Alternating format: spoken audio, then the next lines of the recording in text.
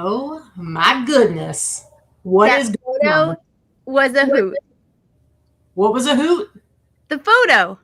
Oh, I think it is the perfect. So I was looking for a picture, like a more recent picture, since all three of us look a bit different than we did even a year ago. It's true. And I just happened to find this picture, and I'm like, oh my god, this is the perfect picture for our thumbnail. I appreciate that you covered the stranger's face too, because Well, obviously, I wasn't gonna just have some random person in our. well, Trish had to sit next to some random person. I So, did, and she talked the entire time. I was like, "Yep, okay, thank you. Stop talking." Look how happy she is, but it's like the perfect representation of 2025 as a whole. a roller coaster ride. Yeah, although I'm the only one reacting appropriately. No. you guys, Vic's reacting.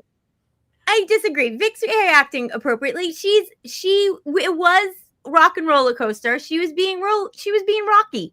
I'm talking about in response to the year 2025 in the roller coaster was that I was the only one. Here, I'll show it one more time. Okay, that's true. The year that we've just been through, I'm the only one responding appropriately. The two of you, True. I don't know what's happening. You're just filming it with your boob. All right, I put it right here. Okay. Anyway, what's happening to everybody? Hey, everybody. Already being yelled at because apparently we were like 15 seconds late. We were. Yeah, my apology. Oh, we've got Paula in the chat and Paula. Cheryl and Pam. Hey, Paula. I don't know Paula. who is Ketsia Love. Ketsia Love. I don't know that name. Tell me your real name in the chat. I'm sure we know who you are. I just don't know the name. Please look at her. Tell me who you are. Who are you? We got Crystal. Hi, Crystal. Romper Room here. We've Here's- got Adrian in the chat. Adrian's popping in to say Adrian never comes in. Oh, Binky. Oh, okay. What? I don't know if I've seen that name. That's a new right. screen name, Binky. It's Gary. Binky. It's the Binkster. As you guys know, most of you should know, Binky is my sister. She's awesome, and she's coming in to see us. She was thinking about going out tonight for New Year's, but she has a huge zit on her face, and she decided it just wasn't worth it. And how do you care about a zit on your face at 48 years old, Bink? Just go out. Really? Trish, do you believe this? If she had a giant zit on her face, you think she'd just be like, "Oh, this is totally cool"? And I get one of those star things that all the kids wear now and stick it on my face. I would totally do that. I mean, Vic, she does have a You'd just be like, "Yeah, it's no big deal." No, you'd be freaking out. Maybe. I don't know. And Frankie and Tommy. This is Romper Room. Crystal's here and Pam's here. It's everybody. Hello, friends. Hello. I'm sorry if you could hear. We've got the dogs are downstairs. I drugged all of them except Grizz because she's deaf. The rest of them are on some trazodone, and I have the Project Runway going. So hopefully you can't hear that in the background, but it's just to help distract them from any sounds because people have been already like setting off fireworks since like 2 hours ago, and here it's 7 o'clock where we're at. Why are they setting off fireworks at 5 o'clock? I don't know. Because it's Vegas. Let's be real. Vegas and Las Vegas and New York City are the fireworks capitals of the country. It is what it is, especially for 4th of July and New Year's Eve. It's a complete war zone out there. We know that. We accept it. It is what it is. They closed the strip. Okay. The strip has been closed for 3 hours because every single is like 11 major casinos do fireworks shows off their roofs. And you can only walk to the strip. You can take buses and shuttles and things like that, but you can only walk. You can't drive on the strip right now. So that's what it's like. So, we've got Jason in there, Man versus Mystery. We got Jill Newquest in here. My goodness. Oh, I saw my Susie goodness. Eads. Listen, all you losers sitting at home on New Year's Eve like us, we appreciate you. We are not losers. We are not losers. Hey, we're home by choice. I don't want to deal with the crazies out there. Whatever. I think anyone that's hanging out with us is super cool. We're gonna have an awesome night of drinking some booze. We've got some beers. I've got an IPA. You've got a fake mango cat. I've got the Aldi cheap version of Mango Cart. How is it? Nah, Cat. it's not as good as Mango Cat. It tastes fine. It's just, listen, you guys, Vikki doesn't really like beer a whole lot. She likes her beer and her coffee the same, super weak and watered down. And she's very, very particular. And so when it comes to beer, it's usually Coors Light. I think Michelob Ultra you can handle. And then we happen to find out that she really likes Mango Cart, which is which is good because it's on tap at a lot of places here in Vegas.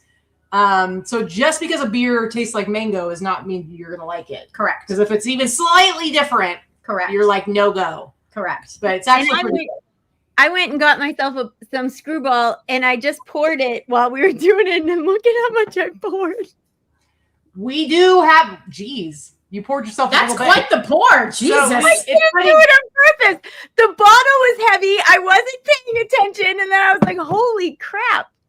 We went to listen, Kathy, you're welcome to come here for New Year's sometime. We could do we'd have like a great New Year's Eve party. Yeah, for sure. We're just not going anywhere. We went to Jody's Christmas party last week. And it was on, first of all, it was on a Sunday night, and it started at 9:00. Like, what the hell, man? Listen, this is what happens when you go to a party for service industry people, because they generally, like, restaurants aren't open on Mondays. And so you have your party on Sunday night after everyone's getting off their shifts.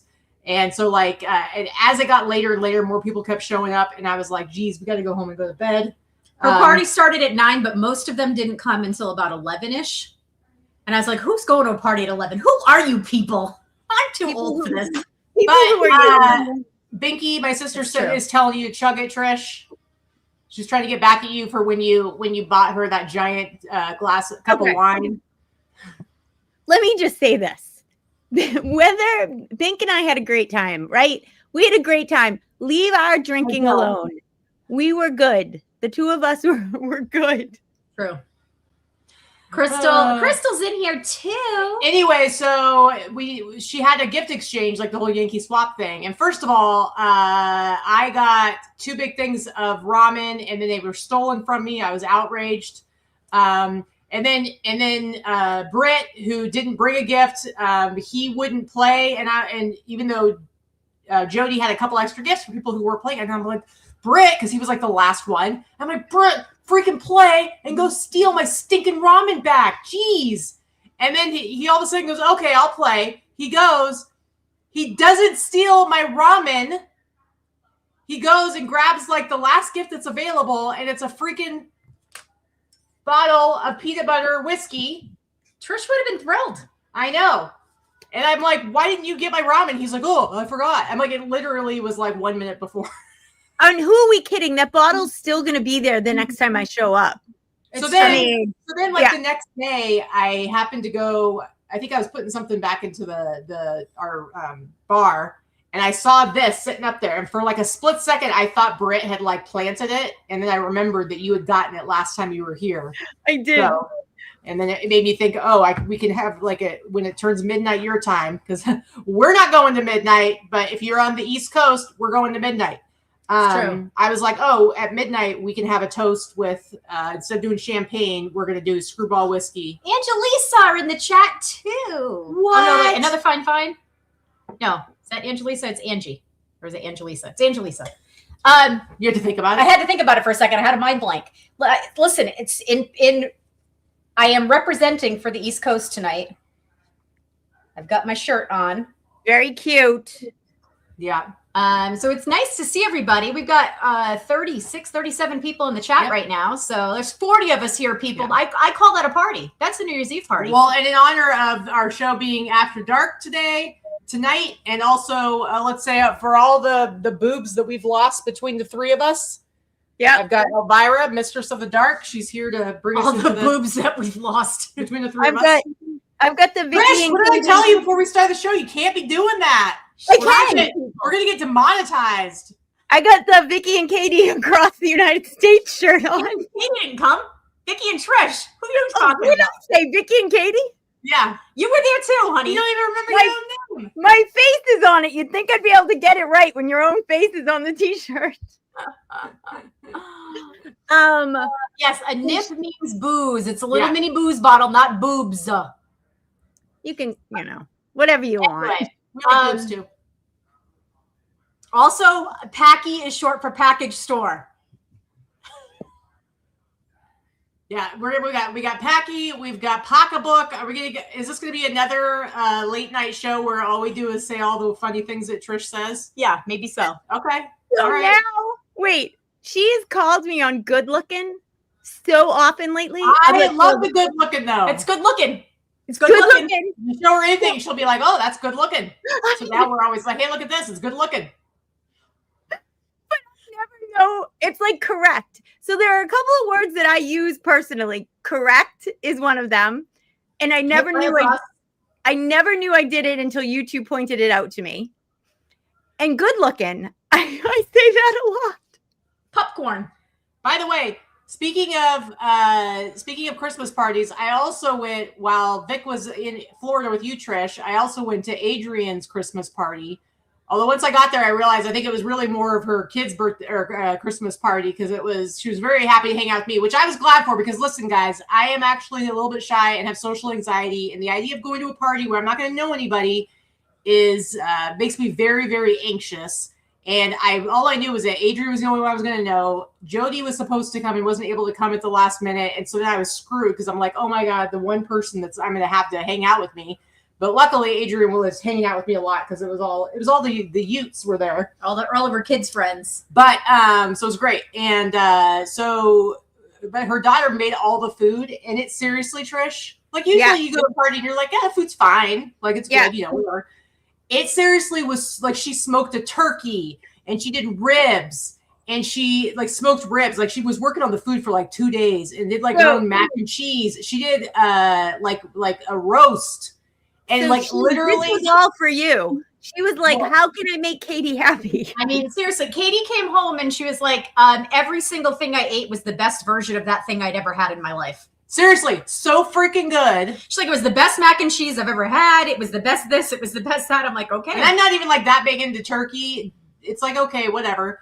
But I got some because I wanted to try it. So freaking good, man. So good. So basically what I'm saying is that now that Vicky's back home, we got to be invited back over to Adrian's to eat her daughter's food. Oh, okay. So Adrian, make that happen. Adrian, have a party. Let me come. Have another party. No, we don't need a party. It can just be us. Okay.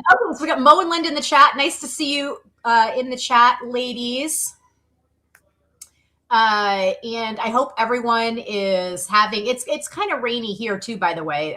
It's not super pouring, but there were like rumors that they were going to have to cancel some of the fireworks shows due to weather, which I've never heard of that ever happening in Vegas. Yeah, right. So who knows? Linda, better than Costco chicken? I mean, Linda, I don't know. Is that Linda Dean right there? Because I mean, I do love me a Costco rotisserie chicken. I knew that was a Linda Dean. And generally, I would say I would prefer a rotisserie chicken over turkey at Thanksgiving or whatever. I just like everything else the best. But I'm just saying, Guitar Missy, it's not that I don't like it. It just doesn't excite me. But this was some freaking good turkey. I knew that was Linda. One of those things. Linda comes to our meetups, and we do potlucks for most of our meetups. Linda brings a rotisserie chicken from Costco. And I'm going to tell you, the first time she walked in, I was like, why is this lady bringing a rotisserie chicken? This is kind of weird. I was like saying to Vicky, I'm like, it's kind of weird that she brought a rotisserie. Like, she just brought us a. And it wasn't, was it? And now it was the best thing that anyone brought. And now it's become a tradition. And I'm like, awesome. Genius. Everybody loves the rotisserie chicken from Costco. Exactly.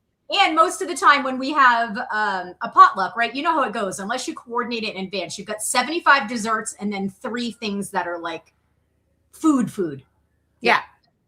So it's always nice that I'm like, we've got a little protein. Yeah. Now I will say, let me rephrase. It's not that I don't love turkey. Turkey's just okay.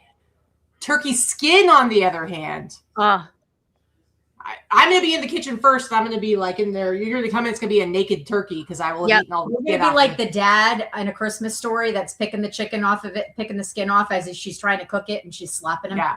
Binky and we fight over who gets to eat all the turkey skin. So the turkey skin and the crusty stuffing at the very end of the cavity. Mm-hmm. Okay. That I could live on. Mary makes the best. I want to hear about you chewing on turkey cavity. That's gross. That's gross. What do you want from me? What do you want? What does Mary make? The best stuffing. Mm. You've It's never got had mine. sausage in it, Don't and hamburger in it. Don't That's say mine. anything bad about Mary. That's how I make it. Don't you say that about Mary. Mary makes it like I do. She makes it. Yeah. She makes a dressing like I do. Yeah. We talked about that before. Yeah. Mary's my stepmother, in case anyone doesn't know, and She's a saint. she adores Vikki and Katy, so We adore her right back. She's pretty awesome. she is. It's a mutual love fest. It is. Okay, so what about? So let's ask some of the people in our chat, and why don't we talk about what are some of our highlights from this year? Like, I don't mean business highlights, but those are fine too. Business or personal. What We're are going some right to of, highlights? What about the most horrific things? Let's not. We all know what I mean, we've all had horrific crap, right? I mean, probably not all, but most have had something pretty awful. I just want to know how the roller coaster ended up being all straight down, lots of upside down. I don't know how it happened when there wasn't enough of the up part. She hasn't had a lot to drink, but she's already not shutting the hell up. No, but I do. Do you really feel like that? Do you feel that the whole year sucked for you, Katy? I feel there was some good stuff, but I do feel like, and I feel like every year it's like, okay, it's pretty normal for you to be like, oh man, can't wait for the next year to start. This year it's going to be so much better. But I do feel like 2025 was exceptionally bad as far as like a lot of different really just crummy things happening. You know, we lost Diane, we lost our dog, all within like the first week of 2025. And then just all my health stuff. I mean, I literally went to the ER 5 times in 2025. And one more time, like the December before 2025 started. So it feels more like 6 times. So there's just like, a lot of stuff happened. We couldn't go on our cruise. Just a million bad things happened in 2025. All right. Well, I'm not going to dwell on the bad things. So I did make a post on Facebook today. For those of you that are friends with me, may have seen it. I kind of talked about, some of the real difficulties in this last year. But also, like everything else, I am that person that has a lot of anxiety. So I tend to focus on the negative things. I think a lot of people do that. I don't want to be that person. I don't think I'm a negative person. I'm not a negative person, I should say. But I do tend to let the negative stuff really get to me. But I tend to not focus enough on the really good things. And there are a lot of really good things. Like this year, as crappy as some of it was, some of it, I also had some of the highest highs, right? Yeah. And Trish and I just talked about this the other day. Like, honestly, for me, the highlight of my year was our road trip across the country. That is a memory of a lifetime, something I don't think we will ever replicate entirely. I don't want to replicate all of it. We're going to replicate just a little, drop in a little bit of things. We'll get to that in a minute. We're going to replicate some of it, but not the truck. The truck is off limits. The truck, I'll never drive an 18-foot truck across the country full of shit again. How about you just fly places? I agree. It's fine. We drive locally. We drive ourselves. That's it. Yeah. And that was really awesome. Like I said earlier, yes, the elephant in the room is tomorrow is 1 year since Diane left this earth. However, filling up an entire 18-foot truck of all of her inventory and working with it for 7 months out of this year has been really cathartic and also has been really good. Like I've been working with things that she held, that she chose, all the things that she had in her shop, everything that had her handwriting on it, everything that I was like, what the hell is this, you crazy bitch? Like, she would call me. She would take a photo of something and send it to me and go, what the F is this? Like, why did she? Why is she selling this? Why is this listed? What is this thing? I don't understand this. I would do every other day. I would either be laughing at something or cussing her out. So for me, it was a really good way to work through a lot of that stuff, right? Some people are really good at dealing with tragedy, and some people need to stuff it. And whatever you got to do to make yourself get through it, my friend, is what we got to do. Right? I'm a talker. I might not be pointedly talking at you. I'm a talker, and for me, it's easier for me to process things if I'm able to talk about it. Yeah. So being able to do that this year was really a good thing. But I mean, we went to Boss. We went to eBay Open. We went to Posh Fest. We did a road trip.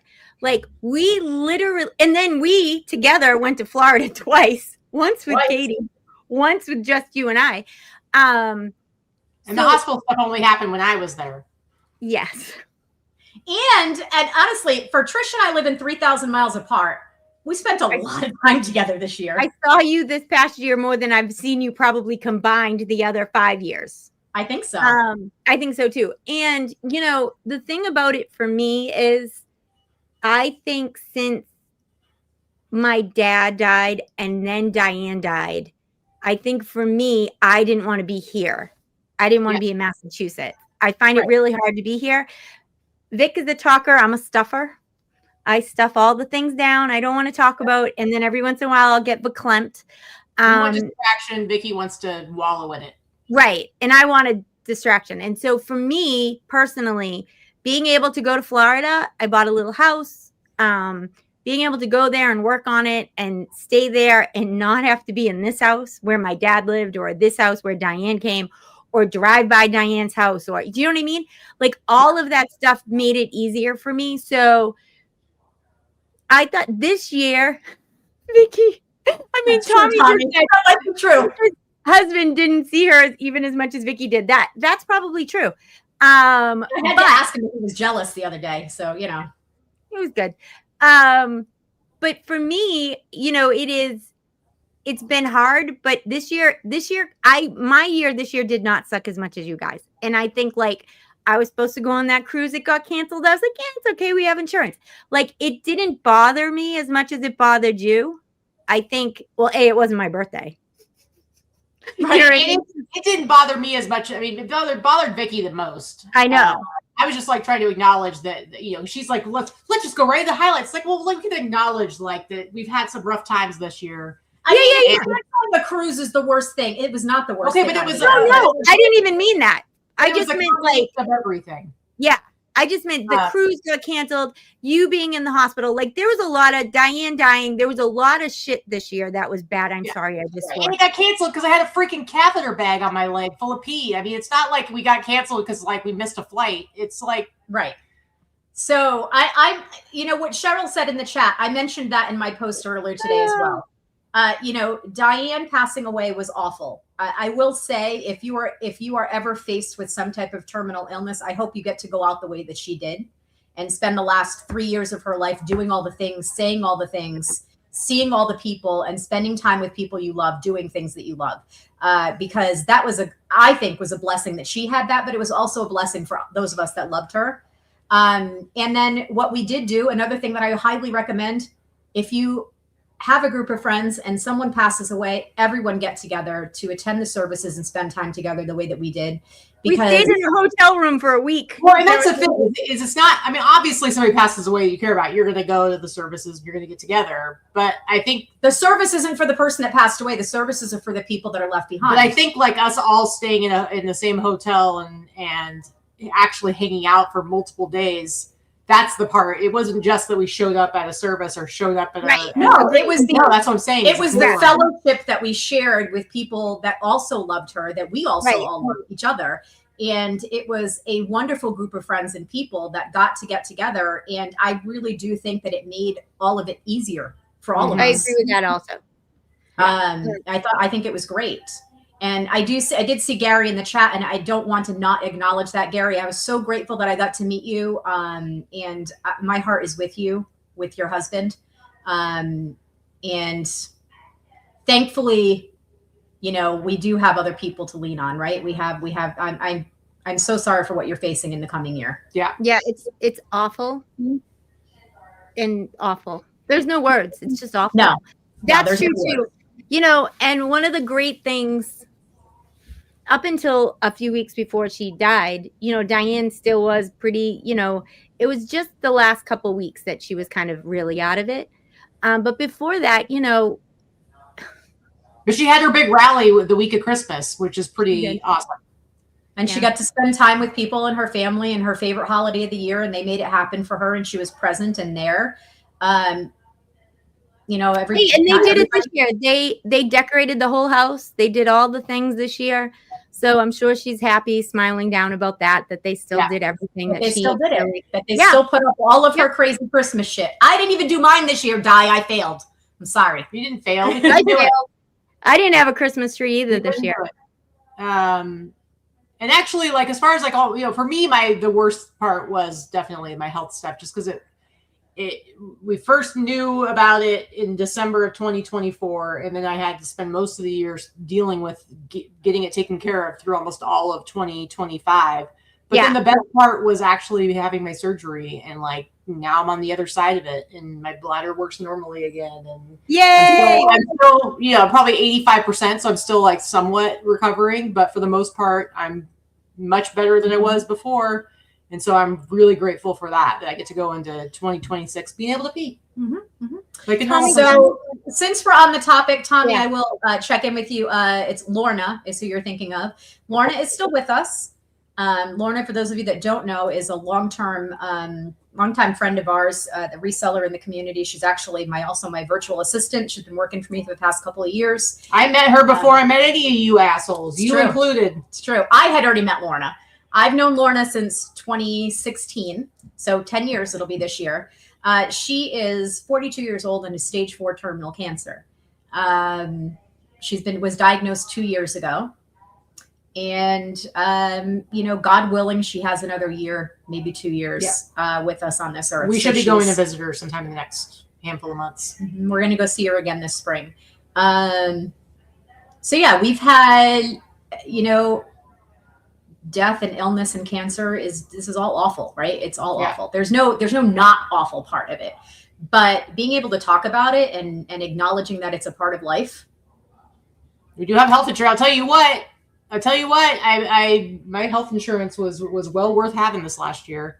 That's true. And speaking of all this health stuff, I've been talking about this stuff for a while, even before all of my bad stuff happened. Because of Lorna being inspired to actually start taking care of myself and doing all the stuff you're supposed to do. And since then, I've been on multiple doctor's visits, just regular ones. I have more coming up. And I'm going to continue forward. Like, I kind of got a little wrench in the gears with all of this hysterectomy stuff, but now I can move forward. So 2026 is going to be colonoscopies all around. I'm having one. Yeah, we need to do it. You're supposed to be doing it at 45 now, guys. So you should be doing it. And do not let them have you do the one where they send you a box and you poop in a box at home. Don't let them tell you to do that. It's not good enough. It's not good enough. Too many false negatives. And the whole point of getting it done is so that you're okay. Or if there is an issue, they can take care of it before it becomes a real issue. They can literally nip it in the butt early. Nip it in the butt. Because my doctor, I said something to her like a few months ago about wanting to do a colonoscopy. And she said something about, was it called Color Guard? Color Guard. Color Guard. And I was like, nope, not going to do that. I want the whole shebang. Bill, it's nice to see you in the chat. Laura says, I'm not a cat. I don't poop in boxes. Laura, good point. Yeah, do all the things, right? Girls, go get your boobies squished. Everybody go get a colonoscopy that needs to do all the things, right? You need to be preventative. And if you have any signs of perimenopause or menopause, oh, God bless you for saying get that. on some freaking hormones. Okay? No, I'm serious. I'm serious. Best thing. Okay, Did you I've done 2 good things in my life. One is the shot. The second is the hormones. Yeah. Changed my life, both of those. And listen, women spend a lot of time worrying about breast cancer. And the reality is #1 killer of women is heart disease. And getting on hormone replacement therapy when it's time cuts your chance of dying from heart disease in half. Okay? So, and that study has been disproven. It was a bad one that it increases your chance of breast cancer. It's not true. Yeah. And in fact, like I said, it cuts your chances of dying from heart disease in half. And it's you need it for your bones, so you don't get them dusty bones, as I tell Vicky. I have dusty bones, I'm sure. Yeah, every morning I'm giving her vitamin D3 K2 pills. Making her drink orange juice. Cheryl, men can get breast cancer too. Yes. Listen, I am. If it wasn't for Katy being a total health nut nerd in the last year and a half, I would probably still be fat and dying, right? Well, I wouldn't be fat because I'd started the shop before she went down the rabbit hole. However, she is very good about deep diving on all the research on all the things. when this is what the nice neurodivergent brain does for us. She fixes all the things. So she tells me all the things I need to take and why I need to take them. And I get it. I went to nursing school, right? I know what I'm supposed to be doing. I'm not dumb. I'm just, like Crystal said in the chat, health stuff gives me massive anxiety. I hate to call doctors. I hate to make appointments. I hate to do all the things. It's like that insurmountable task, making the phone calls. But if I have an appointment, I'm going to go. Yeah. So if I can get over the hump of making the appointment, I will show up and I will do it. I will do the things. And she knows that. So she knows how to push me to do the things I'm supposed to do. So I'm going to say this, and then we can change the subject. Okay, so but listen, first of all, almost everybody that's watching right now is either our age or older. Okay. Yep. Second of all, if they're younger, it's better that they know the stuff ahead of time, some of the things they can be doing and thinking about. Totally. The only reason I want to change the subject is because I'm going to get verklempt when I say what I'm about to say. Okay. So then we're going to change. That's what I was meant. So my daughter got tested and has the BRCA gene, and she's 32. And evidently there's different levels, and she has the highest. She has the worst one, however it works. And so she's going doesn't know that's the gene that if you have it, it's a very high chance of developing cancer. Breast cancer, specifically. Yeah. So she is seeing a surgeon on January 7th. Okay. So what most people do when they have this gene is they will have a full hysterectomy and double mastectomy as preventative measures. And because of this, the reason she got tested for the gene is because her dad's side of the family is a lot of the women have gotten cancer and died from it. There was 5 aunts, 4 of which had died. Yeah, I mean and so if you know you have that history in your family, you get tested for it. That's what you do. So It's scary. I'm glad she got tested. I'm glad she found out and she's doing something about it. And it's scary because any of that stuff's scary. And it's scary because to me, look at anyone who's in their 30s. When I say this, I mean no disrespect, but when you give birth to somebody, you feel like they're a kid. Yeah. Like even though she's a grown woman, I feel like she's a kid. Yeah. And so she'll always be your kid. Right. She'll always be your kid. My first inclination is to, I want to fix it, right? Like and I can't fix this, and it's it's hard. But it's hard. There's nothing that needs to be fixed. She's getting it taken care of, and she's going to be just fine. And that's awesome. And Cheryl, you're exactly right. Fight for your health, everyone. So you have to be your own advocate, even when you have health insurance. Especially when it comes to this stuff like menopause stuff. Not all doctors are the same, even if they are OBGYNs. Right. They all one more thing I want to say about the whole menopause thing is that if you listen to podcasts, check out the podcast. It's a relatively new one. I think there's only 13 episodes so far. It's called Unpaused, and it's Dr. Mary Claire Haver. Yep. And I know every woman I've suggested to has said, "Oh, I follow her on social media." And I'm like, I'm sorry. She's awesome. But she's amazing. And like I said, if you are in your 30s or older, perimenopause for a lot of women can start in your mid-30s. I started at 37. And so this is definitely stuff you want to know, because let me tell you, the generation of women behind us got totally screwed.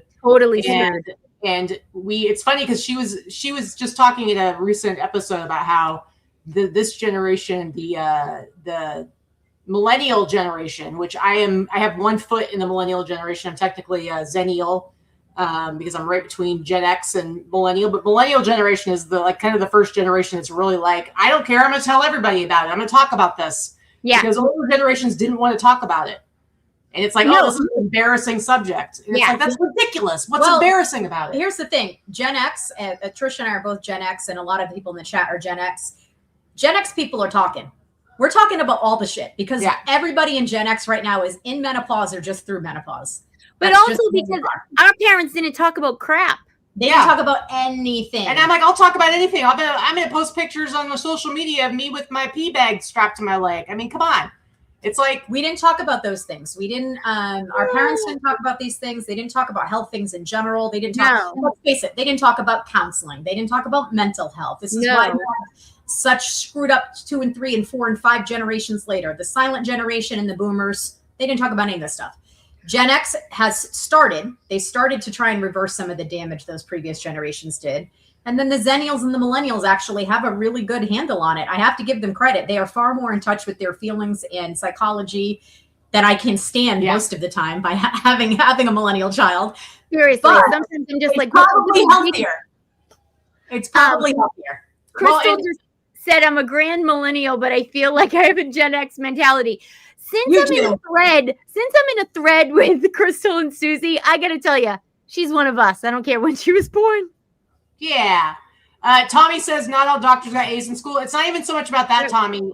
It's so Dr. Mary Claire Haber. She's a gynecologist, and she didn't turn to focusing on menopause until relatively recently, like within the last, 10, 15 years. Right. But the first part of her career was just an a regular OBGYN, and menopause was kind of eh. And she talks about when she went to school, she said that literally 6 hours was spent in her entire schooling. 6 hours was spent talking about menopause.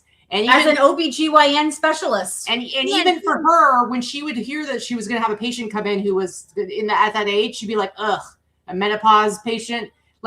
She didn't have the education on it. And we should just wither up and die. Well, it was just kind of I got to deal with this crap. And now she loves it. She loves treating. Well, I also think Tommy's here, so I don't want to be male bashing.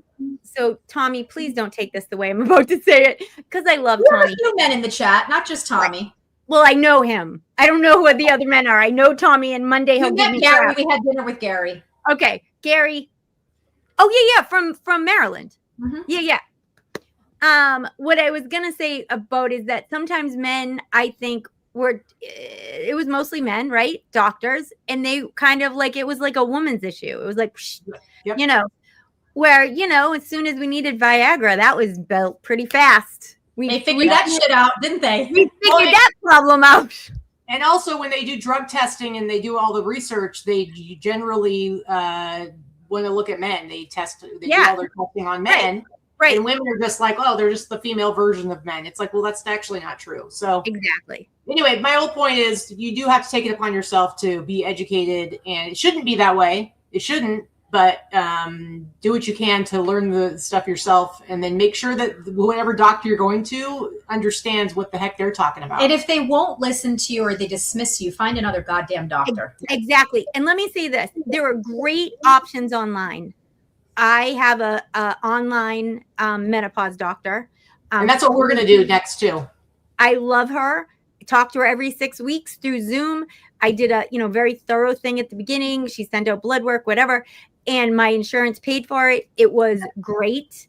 And so I found somebody who specializes in this, and then, listened. And I got to be honest, most of you guys probably know that I work for List Perfectly, and I run we do mastermind every morning, and we have goals, and we do all these other things. Well, one night it was only just in goals. Some night it was just women.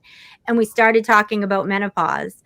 And one of the women there told me something that I didn't know. And so I brought it up to her, and she prescribed it for me. Nice. And I wouldn't even have known to ask that if I hadn't talked about it to other women. And so sometimes being in these spaces, with women and having these conversations, somebody wrote in the chat that they were mom of 2 minis, wrote, I'm kind of pissed that older women in my family never warned me about menopause. And that's the thing, right? We can have these conversations, and it helps on a lot of levels. Yeah.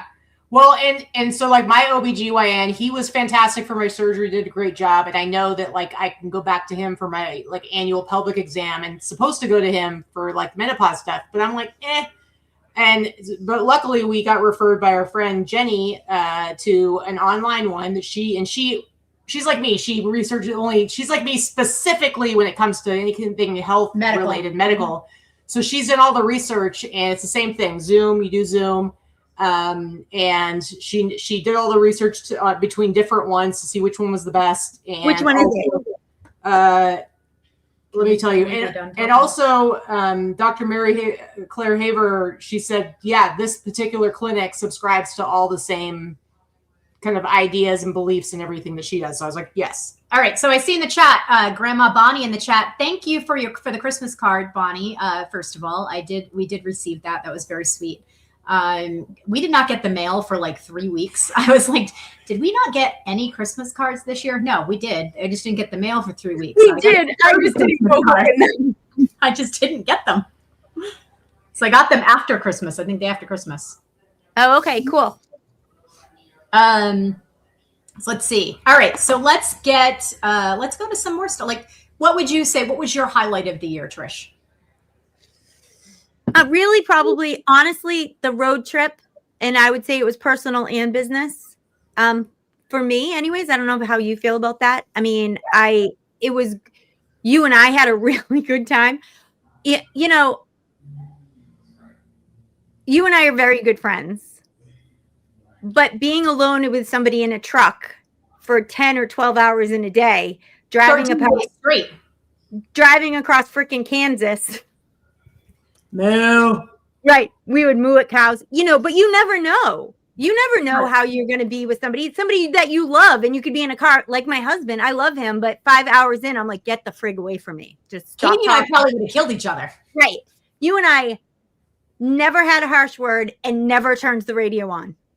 I don't think we had a harsh word until the last day when we were running late and you were stressed because we were running late because we got stuck. It took us longer to get there and you didn't want to be late. You weren't harsh at me.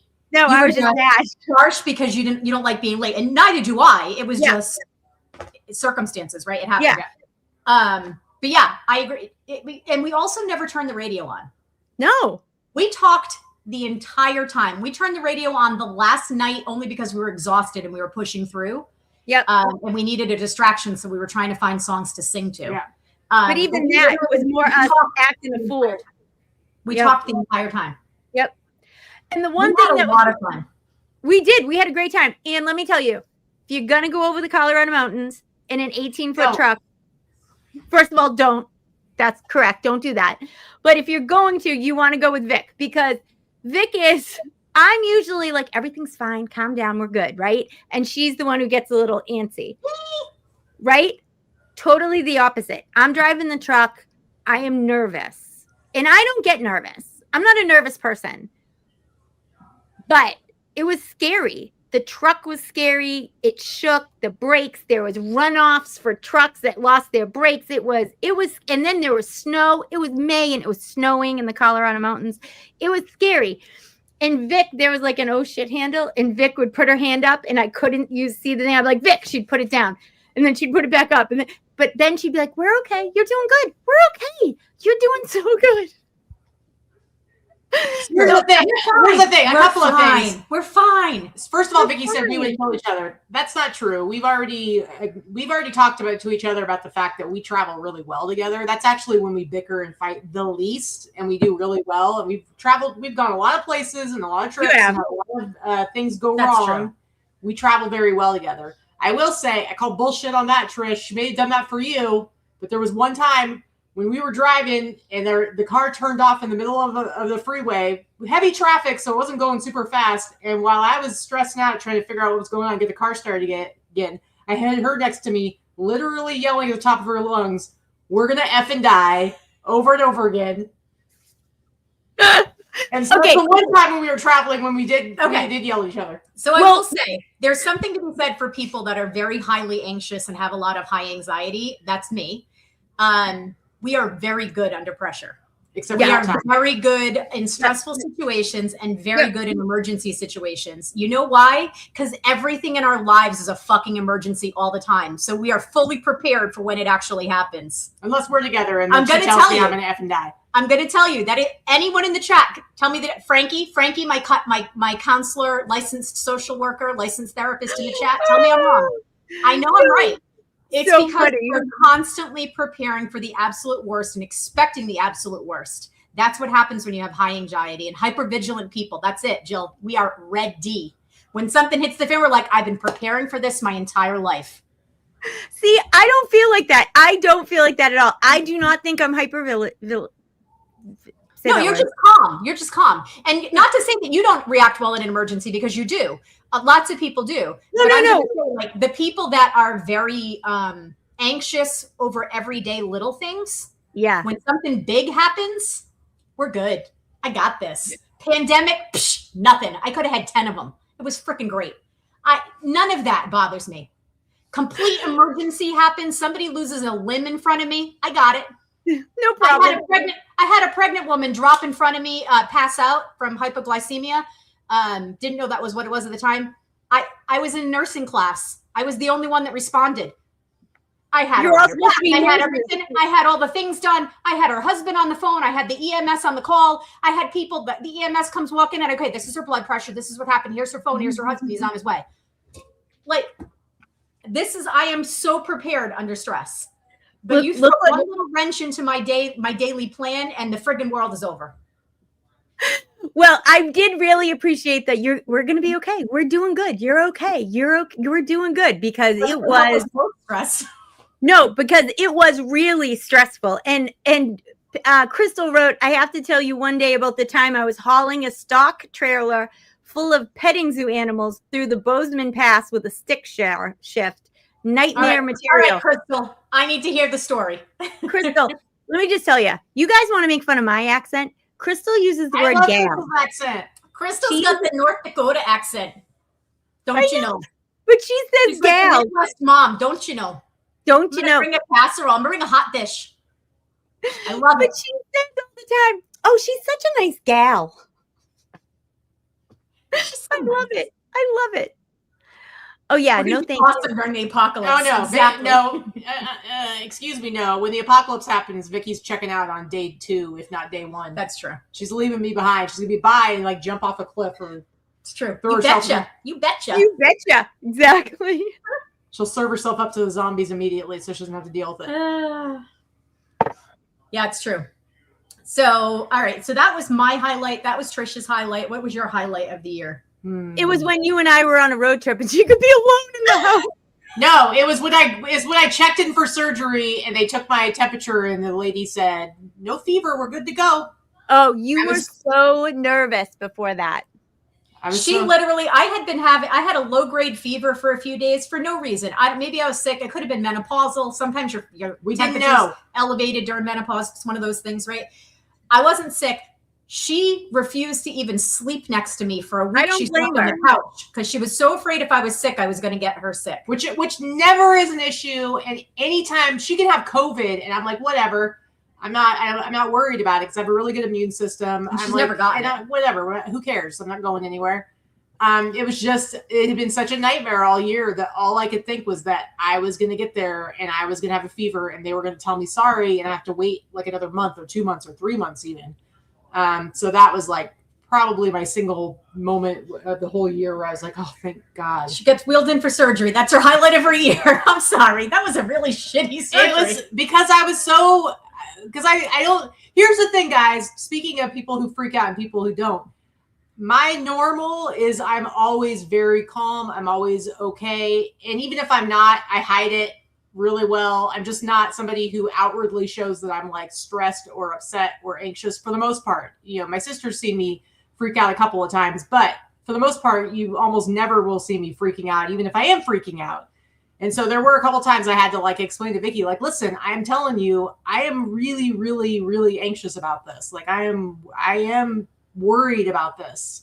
Like all my worry was around not being able to get the surgery. That was like my worry. Because I'm like, I don't care about the surgery itself. The surgery itself, the recovery itself, you were fine about. I didn't care. I was just really worried about something going wrong where I couldn't get it done. Yeah. Yeah. So. I knew you were really nervous when we were in Florida. Like after everything went down, I knew you were really nervous. Well, and I knew when she cried at the airport. Yeah. Katie's not a crier. I'm a crier. I cry at everything. You guys know this already. I already cried tonight. For frick's sake, it's probably not the last time. Katie does not cry. I can count on both hands how many times I've seen Katie cry in 8.5 years. Yeah. And she's had one major accident, deaths in her family, lost 2 dogs. I cried. I cried at all the deaths. I promise you. She's not a crier. Although I will say, I do think she is entering perimenopause because she did cry at the movie last night. I always cry at movies if they're sad. She texted me last night about when you guys were out, and she said something about you guys had both cried, and now she was drinking a margarita. I was like, yeah. I listen. I will always cry at a sad movie. Believe me. I love crying at movies because it's like it's not because anything sad's happened in your life. It's like just a cathartic. Like you just get to like let it out. But yeah, I'll always cry in the movie. But I was extra cryy because we went and saw Song Sung Blue, and Neil Diamond was something that my grandma and I shared, and so it was like we loved Neil Diamond. My grandma loved Neil Diamond, and she would have loved the movie. She would have loved the movie, and she used to take me to the movies, so it just made me extra sad. Yeah, you know, Gary, there is nothing wrong with being a man that's in touch with your feelings. No, there's nothing wrong. I much, much, much prefer someone that knows how to express their emotions than someone who doesn't acknowledge that they have any. Well, for the most part, I really am very chill. Like, I feel like anytime there's a problem, I'm like, it's okay. We can handle it. We can I'm a problem solver. So I'm not always like just trying to hide it. It's more that I'm pretty chill and I always think I can figure it out. I'm actually just much better under pressure. If there's something I need to do, like, okay, for example, things like organizing the Boss Reseller Remix or starting, the charity work that I worked on out of the East Coast and things like that. Being organized and making things happen and taking command and doing things like that, I have zero problem doing. That's the type of stuff that I excel under that type of pressure. But give me like the most basic thing, call and make a doctor's appointment. It's going to take me 6 months. Aaliyah, we just want to say real quick, Happy New Year. Aaliyah, Happy New Year. So cute. She's adorable. And I agree with that. Not being able to pee is scary. Yeah. Totally. All right. So then what are you looking for in 2026? Do you have any goals? I've been asking everybody at this for a week. What are your goals for 2026? My big goal for the end of this year was to hit 200 items in my draft bank. And guess what, bitches? I did it. A lot of the reason I got it done, I thought it was going to take me into January to do it. And I had acknowledged that when I made the goal to begin with. But then Vikki went to Florida and I'm like, oh, I'll definitely be able to get this done before the end of the year because she was going to leave me alone for 6 days. You're welcome. So I hit that goal. So one of my goals, like business goals, is going to be I want to keep that bank rolling. But I also, there needs to be a reason why I have that bank. And one of the reasons is so that I can finally move up from doing 10 a day. I'm going to start with 12. I'm not going to go to 15 because 15 it ends up being like over 100 items I need every single week. And it's like one of the things I feel very strongly about with the daily goal is it needs to be achievable and it needs to not be like a super stressful thing. Okay, so let me ask you a question. What? Are you not, do you only list 10 a day because of the sourcing? Well, it's about sustainability. It's about being able to maintain it. The whole point of it is to be 7 days a week, 365 days a year. So you have to have a system set up where you can keep that going. And now that I have the bank, I feel comfortable. That's her system. This is not an everyone system. No, I'm not telling anyone else that they have to do it like me. I'm just saying this is what's working for me. And so now that 10 a day, I have a follow-up question. The 10 a day, you're able to make the money that you want to make? Well, no, I want to, with doing the 10 a day and like, I only maintained it like half of 2024. I've been really good with it the last several months. And I want to see if I can get through 2026 and actually the entire year. And my income has gone up. Okay. I'm up like 30% right now. Good. That's good. My last 30 days. So it does work, but I have to actually maintain it. And so I want to move up to 12 now.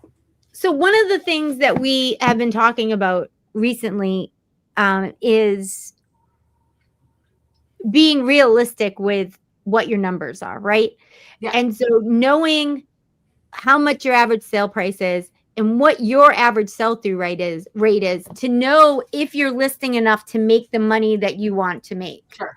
Because I think a lot of times people arbitrarily say, I'm going to list 20 a day. Well, why? Why 20? Right? Like, where did you get that you number? Back into the equation. You have to back into the equation to figure out what is your average sale price. Yeah. Yes. I really think people need to, I don't think as resellers, I'm going to get on a soapbox for a second, but I don't think as resellers, we talk about the money part enough. Yeah. Right? Agreed. People I will say, say that I think we do, because we've always been very transparent with our numbers, at least on our show. We talk about those figures a lot. I think in general, resellers don't.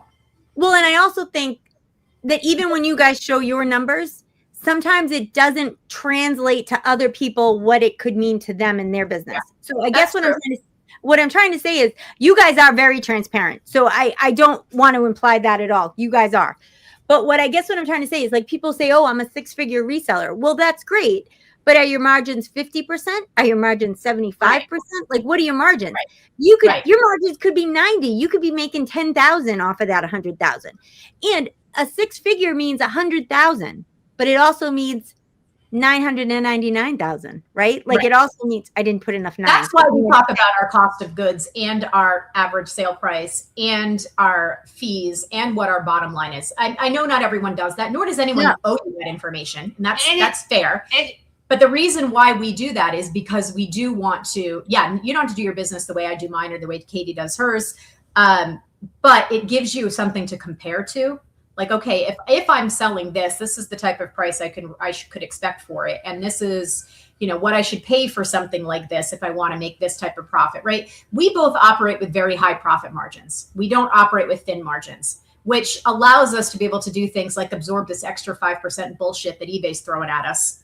I mean, not 5%. Okay, let me just say the halo effect of the extra promoted listing bullshit. It allows us to absorb that and not really kill us. Yeah. Does it really tick me off? Absolutely. There's no redeeming quality for it. We've talked about this already. There's nothing redeeming about it for anyone or anything. It is just another money grab for eBay. And I want to say this. Crystal this morning in Mastermind said, I actually talked about this morning, and I said, is anybody going to change their percentage, or are you going to stop promoting? And Crystal said she does a variable with a cap at 6. Mm-hmm. And she said she's going to keep it, and she's hoping that it will bump her up because other resellers will drop it. That's exactly what I'm doing. Yeah, same. Crystal, we're smart. No, and we talked about it in our last show, just that it is what it is. That is exactly what I do. It does us no good to say we're quitting eBay or we're quitting this. No, it's like, no, it's not. Let other people do that. I have a 6% variable. Actually, it's 5.5% variable cap. And it's the same thing. And I'm not going to change it. I'm hoping that enough people will dump it. They'll pump and dump that it will end up boosting our sales. Yeah. Those of us that stick with it. That's what Crystal said this morning. And I hadn't show her what Wicked Smart. I hadn't really thought about it that way. I won't change anything. I'll leave it. I feel like if it's just the cost of doing business, right? I'm going to pay the extra 5% or whatever. Exactly. Here's the thing. I pay 20% on Etsy, if I think about it, okay? Because I have thousands of listings on Etsy. Even though Etsy has a lower final value fee, I'm paying 20 cents every 4 months. And I have thousands and thousands of listings on Etsy. So my fees on Etsy just for relists are over $200 a month. Am I paying a $200 store fee on eBay? No, I'm not. But I am on Etsy. Mm-hmm. So if I average all of that in, my Etsy is 20%, Poshmark's 20%, and now eBay is 20%. It is what it is. Across the board, I just assume eBay is. I think eBay is going to be higher than 20. I agree. Probably. I think it's going to be closer to 22 or 23 when you add in all the promoted listings. But it also is the biggest market. It is. And anybody who owned a freaking brick and mortar, Trish, I used to be lucky if I made 25 cents on a dollar. Okay. Right. So the fact it is a good value, I just want to throw this out there. I don't care. I mean, unless they go bananas, it's still a good value for the money. It's what it is. It's their sandbox. They still have the biggest market share. Are they promoting in the way that they used to? No, they're not. Are we seeing the type of traffic that we used to? No. But I also think that's because it's diversified off of. That's what I was going to say. I was going to say, I'm not sure that eBay really lost it or the other platforms gained it. Correct. That's what I think has happened. And I do think, let's face it, eBay was started and founded and shopped by a much older generation. Yeah. That generation is no longer shopping. They're dead. Yeah. We lost a lot of buyers on eBay over the last 10 years. Let's be real. I never expected you to say they're dead. That came out of nowhere for me. They're dead. Oh, okay, then. It is what it is. So it's, we can't. You gotta deal with it. Thanks, Gary. Thanks, Gary, for the time check. For the time check. Yeah, you got. And going back to the whole like transparency with numbers, it's like even with as transparent as we are, I always like to tell people even that doesn't freaking matter because we tell you what our cost of goods are for the stuff that we sold, but you don't know how much we spend each month on all the stuff that we sell. So it's like and I only say that so that you think about when you're watching somebody or trying to listen to somebody for advice, or maybe. So I know this doesn't happen to me because I just don't, my brain doesn't work this way, but I know for some people it can be really depressing or demotivating to see other people seemingly so easily making money when you're struggling. My whole thing is like, you just cannot believe everything that you hear, and you have no idea what their financial situation is like and how they're really managing their money, even if they're quote unquote telling you everything. So okay. So that's your goal for this year, right? Your business goal. What are your other goals? Keep going. I'm increasing to 12 a day. Well, that's for my business. I think I had some other business ones, but why don't you talk about your business goals? Oh shit. Well, okay. So my business goals are actually changing a lot this year. So I have spent most of the majority of this last year doing consignment. Right. So I had all of Diane's inventory. Now the percentage I pay for her stuff is much smaller than I would a normal consignment. So that was, if I spent $1,000 on inventory this year, that's a lot. Okay. I didn't source this year. I didn't need to. I had an 18-foot truck of inventory dropped in my lap. Well, not dropped in my lap. Yeah. I had to go get the bitch and drive it across the country. But I had an 18-foot trailer load of stuff, but I also have a consignment jewelry client that I've been working with for a year who's been very consistent, and I still have a lot more. So I haven't had to source. So all of that is great. I have no upfront costs. It's just my consignment fee is my cost of goods, right? So that's been nice. That being said, my eBay was down 14% this year. Okay, 14% from the previous year. And the previous year before that, it was 30% down. So my eBay has steadily gone down the last 3 years. It has not gone up. I've been on eBay for 28 years. And these past 3 years are the only years that my income has not increased. That being said, I have obviously diversified. I've been using List Perfectly for 6 years, since whenever it came out, 6.5 years almost. And in doing so, 2019, August of 2019, August 1st, I started. So not 6.5, but a little over 6 years. Anyway, I have diversified and I use other platforms. I am eliminating Mercari this year because I only did $3,000 in sales in Mercari this year. And that is not worth my time, even with as easy as the cross posting is. It's not worth my time to manage, take care of inventory or whatever. I'm just done. I don't need it. I'm adding Depop back again for the third time. However, I'm going to massage it differently after listening to your webinars with the Depop people. I am going to price things competitively on Depop in a way that I don't on other sites because I'm not going to be worried about sales and offers. Yep. I'm going to just put it at the price I want. Yep. So those are two things that I'm changing there. Third, I am going to get into live selling this year. Trish and I have talked about this. It might be something we do together. It might be something we do separately. Might be a little bit of both. We might be doing hybrid shows. We might be doing shared split screen shows in 2 different coasts where we're somehow, this is something we both realize that needs to happen. And Katy wants nothing to do with it. And it's very difficult to maintain and do a one-person show as one person. Especially when the more I talk about things, the more I talk to whatnot sellers and whatnot themselves, the longer your shows are, you go up in the stats, right? So they want you to have a long show. They want you to be on the air for a long time. And so it is hard to do that by yourself. Yeah. It's much easier when you can kibitz. Right. When you can do this is what works. Yeah. And this is what works in selling. This is what works when you want to watch somebody and interact on YouTube world. But it's also what works in selling. A solo person talking to themselves is nowhere near as entertaining as if you're sharing the screen with someone or Right. sharing a room with someone and chit chatting. It makes it easy so that you're not missing the chat. You're not having difficulty loading items and things like that. So we're going to be doing that. We've been talking about it, and we're going to start getting into maybe some palettes and working on it from there. Maybe it'll start with 2 shows a week, and we'll see how it goes. And know that we're well, what's the worst that could happen? We lose money. What the hell else is new, right? We'll figure it out. We won't lose money. We're not going to lose money because we're not dumb enough to pay too much for our inventory. Exactly. So that's the bottom line. We'll make some money. Lose money. Will it be worth the time? I don't know. We'll see, but we're going to do it.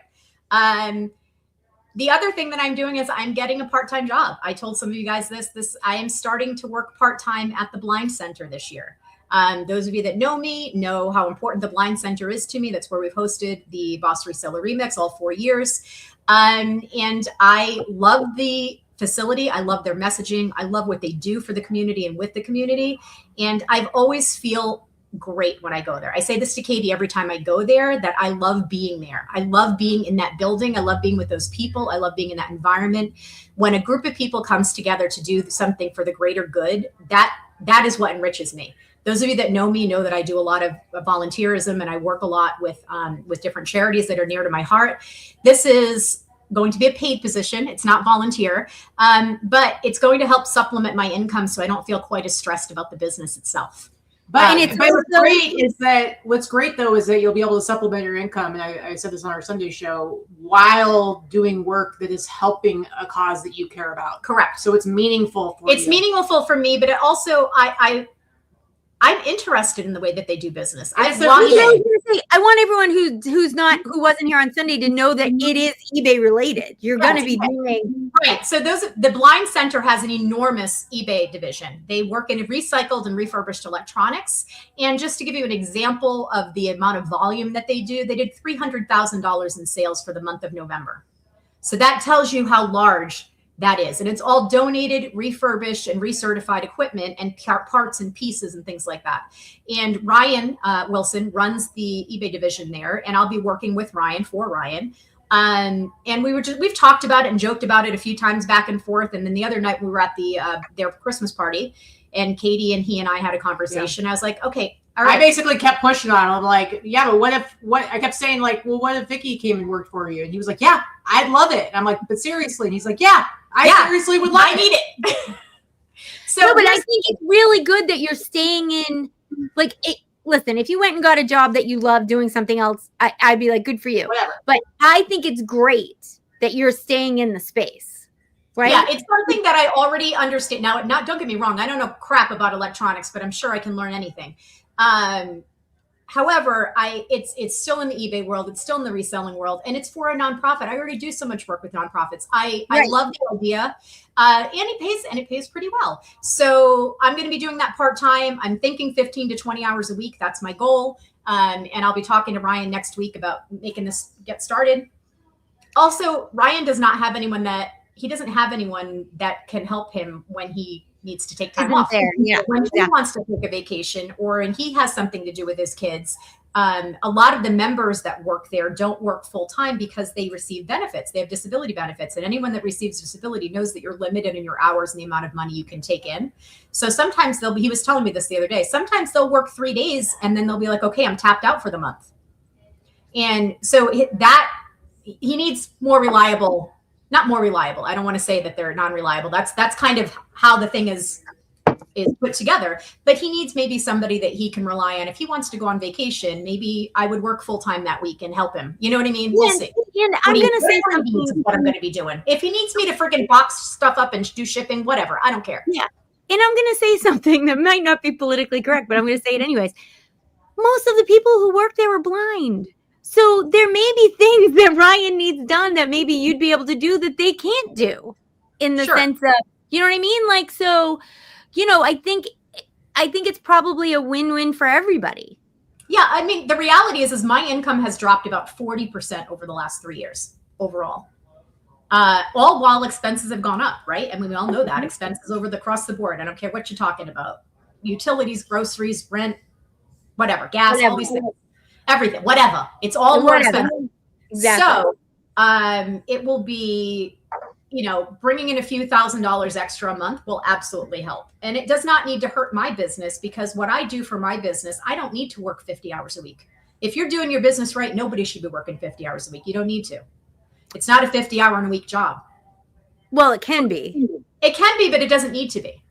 Well, no, but it depends on what you're trying to do. If you're efficient and you have processes set in place as far as your listing, your shipping, all of the things, it doesn't need to take that long. I can do photographing, listing, sourcing, shipping, answering questions, all that kind of stuff. I could theoretically do that in 2 to 4 hours any day, every day.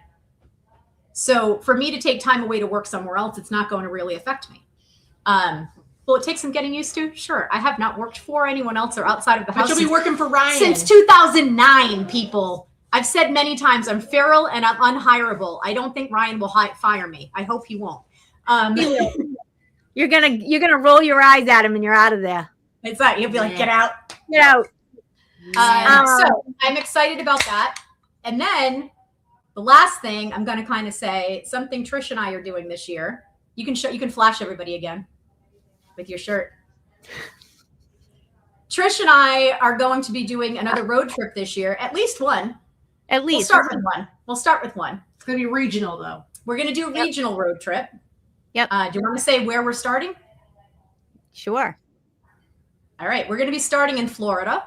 Only because Florida has a ridiculous amount of resellers that we know, and we want to make sure we get the formula down. And, we'll have people, Cheryl's there, Pam's there, Desiree's there. We'll have people that we can kind of, We have friends there. We have Ryan and Allie, we have other stuff. So we're going to do another road trip, and our goal is to do 5 full day meetups in wherever we go. In Florida, we're going to do 5 locations. You guys, I want you guys to know that she's saying this towards me because 5, Trish, 5, not 7, not 12, 5. Because we started out wanting to do 5 across the country, and somehow we ended up with 12 or however many we had. Listen, and I just would like to say this. Then there's also the thing that Trish has to go to all the states by the time she's 55. So we're getting close here, people. So after Florida, there's definitely some to 60. I don't know. There's some Oh no, that is rude. I was going to say, Crystal, I'm hoping that Midwest is going to be on there next. Midwest will be on there for sure. Both of us have a huge dearth of Midwest visits. It's true. She has been to more states than I have, but only by about 5. We're real close. Yeah, and I could get them all done. I'm hoping I might even get them all done in 2026. So anyway, we're going to do 5 stops, and it's going to be an all-day meetup and kind of like an educational teaching. Call it a mini eBay Open, a mini Boss Remix, whatever you want to call it. They're going to be mini days in each location with teaching and courses. And it's going to be like a 6-hour intensive, let's call it. Right. So we're hoping Vic will teach, I will teach, and then we're hoping that we'll have people from each of the, we'll get people that are experts in the area to teach also.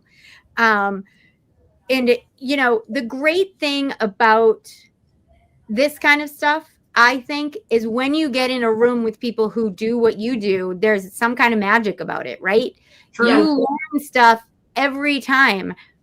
I have changed, my business model has changed a lot. Well, now it's changed a real lot since someone else is doing my business model. But, when I was at the height of what I was doing, I would tweak it. I would think, oh, I got this down. And then I would go and sit in a room with people and think, oh, crap, why didn't I ever think of that? Or, that would shave 5 minutes off of my process. And those things really add up. And those things happen in a group setting. That's really neat. Exactly. Yeah, it happens when you have these conversations. And while I love eBay Open and I love the Boss Reseller Remix, even though Remix is a smaller version of eBay Open, that was what our goal was with it. It's still too big to have those intimate conversations with everybody. What's nice about this can happen. If we're going to have 25 to 50 people at each location, it's a lot easier to have real intense conversations. And the Pacific Northwest is probably the second location. So, and also, let me just say this. I'm not too short, Tommy. That's Mo. I know. Yeah, she didn't say Pacific Northwest. No, she said Pacific Coastal. Yes, Pacific Northwest is gonna be our second. But I also think, no, Cheryl, we're looking at May for Florida. The other thing for me is that, oh God, I lost my train of thought.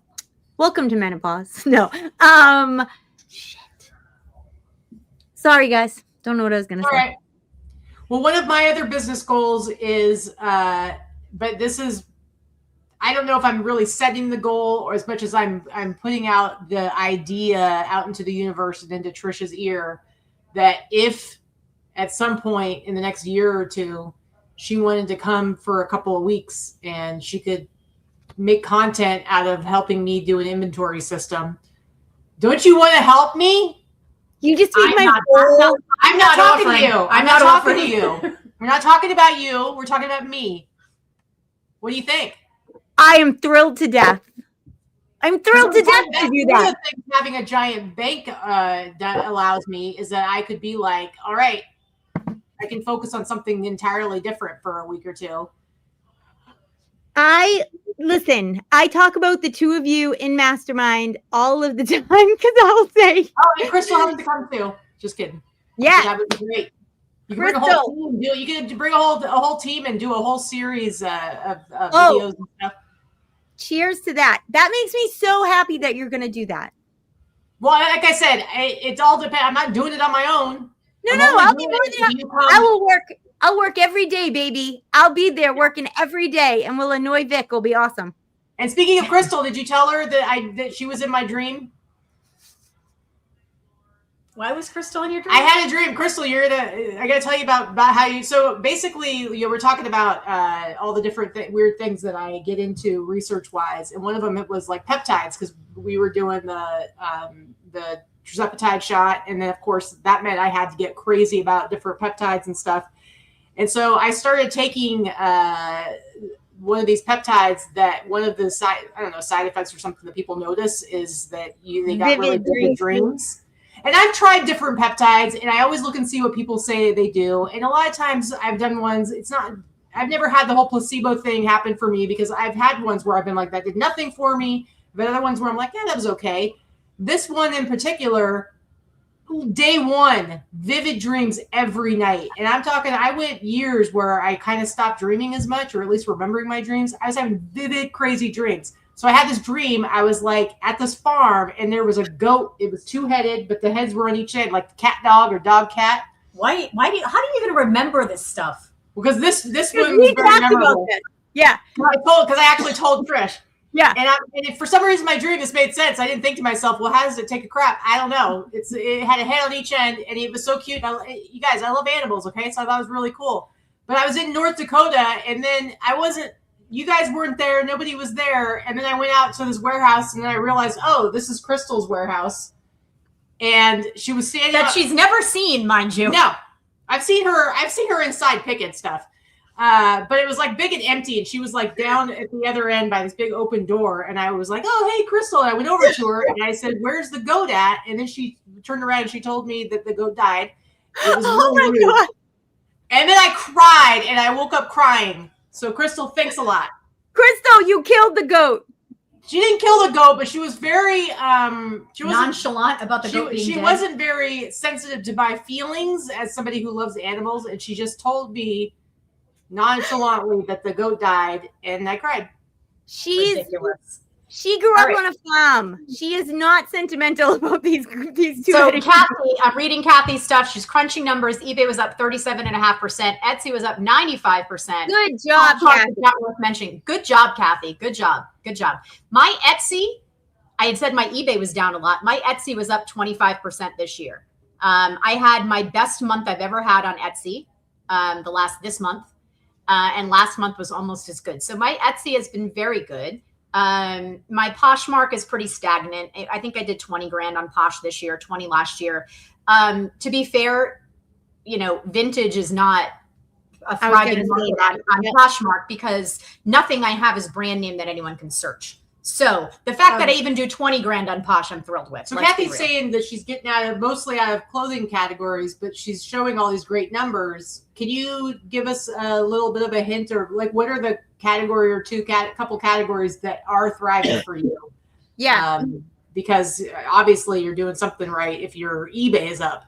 I mean, because that's. And I also think, one of the things I tried to say this earlier was, really being honest with yourself and looking at your numbers and seeing what it is. Just because you love to list something doesn't mean people love to buy it, right? I know. That wasn't towards Christmas you. Ornaments on Posh. I've sold quite a few Christmas ornaments on Posh, Kathy. I think yeah, that's true. Posh has really come a long ways for regular goods. Yeah. I agree. I do a lot of linens on Posh. I do pretty well with that type of stuff. I have definitely stretched over the last few years as well. There was a time where I would only list vintage. I would only source vintage. And I mean, don't get me wrong. I never said no to something that I knew was a good deal. Like, I know enough to I'm not throwing away this thing because I don't like it. I know it's going to sell.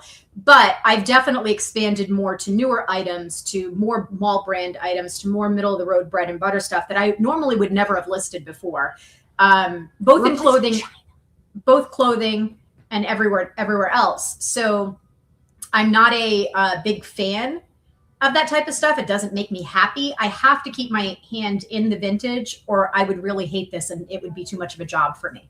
If I was not able to sell the things that I love, along with things that are going to make me money as well, it would really make me hate it. Yeah. I know for clothing, I have for a long time, I was only focusing on men's vintage, particularly t-shirts, sweatshirts, because that made me really happy and it was selling really well. So it worked. And it was exciting to go out and find stuff. And then they got harder to find. And then the market kind of crashed on it. And now, I found like a year and a half, 2 years ago, I had to really start focusing more on non-vintage stuff. And now what I found, and I talked about this on our show, my non-vintage men's t-shirts are a lot of times selling for as much as the vintage stuff is. Now, I'm not talking about Grail vintage. I'm not talking about band tees and stuff like that. Yeah. But the bread and butter vintage that I used to sell for a really good price, now it's I'm selling for $25. And a lot of times I'm selling non-vintage t-shirts for $20, $25. And so I will say for me, I have a pretty steady source right now where I'm getting my t-shirts for $1 a piece. And I will say for me, what's more fun and a challenge is finding cool non-vintage graphic t-shirts that I feel like I have a good instinct for what will sell, even if it's not selling great in the thrift stores here until I get it, if that makes sense. Yeah. I'm still getting that enjoyment and that challenge of finding cool, kind of random, interesting graphic t-shirts that aren't vintage, but I can still sell them for $20, $25. See, and I don't have any of this. If you don't have any attachment, it's all numbers for you. It is. If you told me adult diapers were going to make me money, I'd be like, well, hell, let's buy a pallet of adult diapers. Yeah. I don't have this. I want some variety. I need to have an enjoyment of what I'm listing and photographing and sourcing and selling. Now, that being said, if I start selling whatnot pallets and making money hand over fist, I might just say, fuck it, get rid of all my vintage stuff. Who knows? Well, I mean, the reality is once I start doing that and do build up an audience, then yes, I will pivot and do some vintage shows. Yeah. I'm not willing to throw away and give away my vintage now. And that is what it would be for someone who doesn't have an audience. I've done it. But if I do actually start selling consistently and building up a market and a following, then then I will do some vintage shows, and I'd be okay with that because I know that I won't be throwing in the money. Getting pallets or doing locker storage, stuff like that, that's where you really can build a live selling audience because you're paying. I'm not doing storage lockers. No, I know. I'm lumping that together. Pallets. I'm just lumping that together. And someday you guys you never know where your businesses are going to go. True. It all depends on the space you have and what you're working with. But anyway, being able to buy bulk where you're spending pennies on stuff you don't care about because you're not photographing it and putting in all that time, you can build that audience. And it doesn't matter if you only sell it for a couple of bucks because you spent 5 cents on it. Yeah. It's funny though. We talked about average selling price and stuff like that. My average sale price on eBay this year was $56. Still. Good for you. My average selling price on Etsy $75. Good for you. My average sale price on Poshmark $28. Poshmark has always been cheap clearance for me.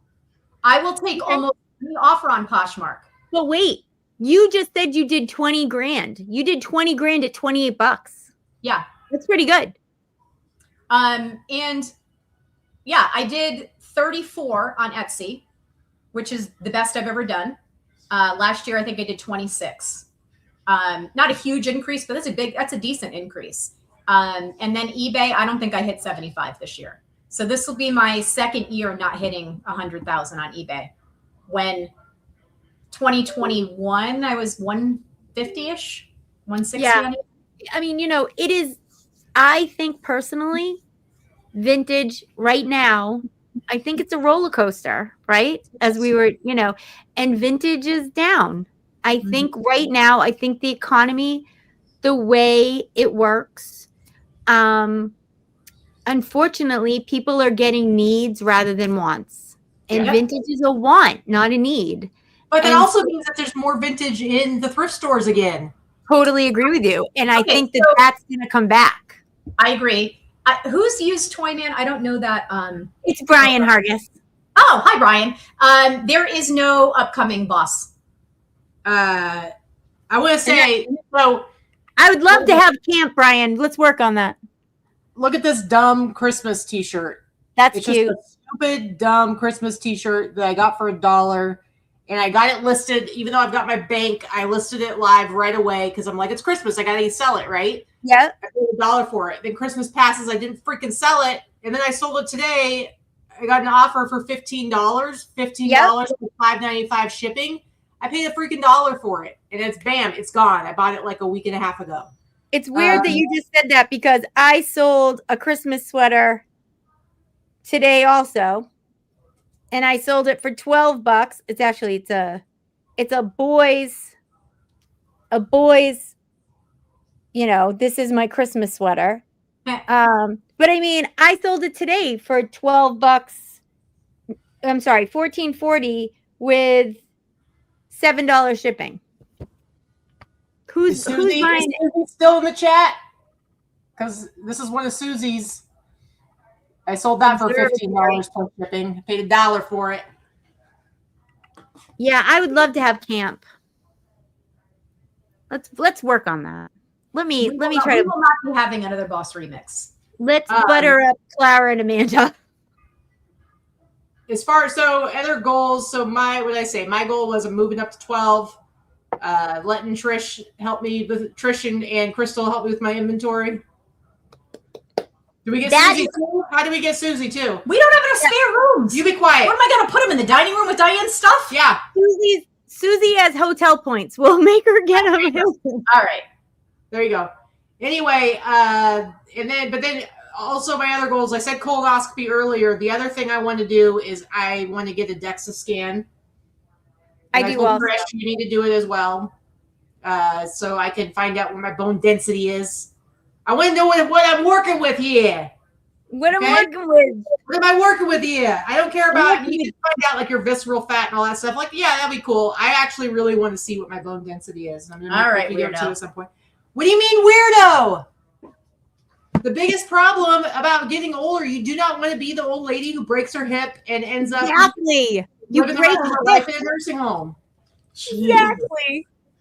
Listen, and I don't know, but Vikki and I can be in the same nursing home, raising hell. So get ready. So both of our kids are sticking us in a home the minute they can. Want them dusty bones. All right. Totally true. Okay. We are gonna we're gonna be in raising hell in a nursing home together with our peanut butter whiskey. Exactly. I prefer Fireball, so it's all right. I'll buy it for you.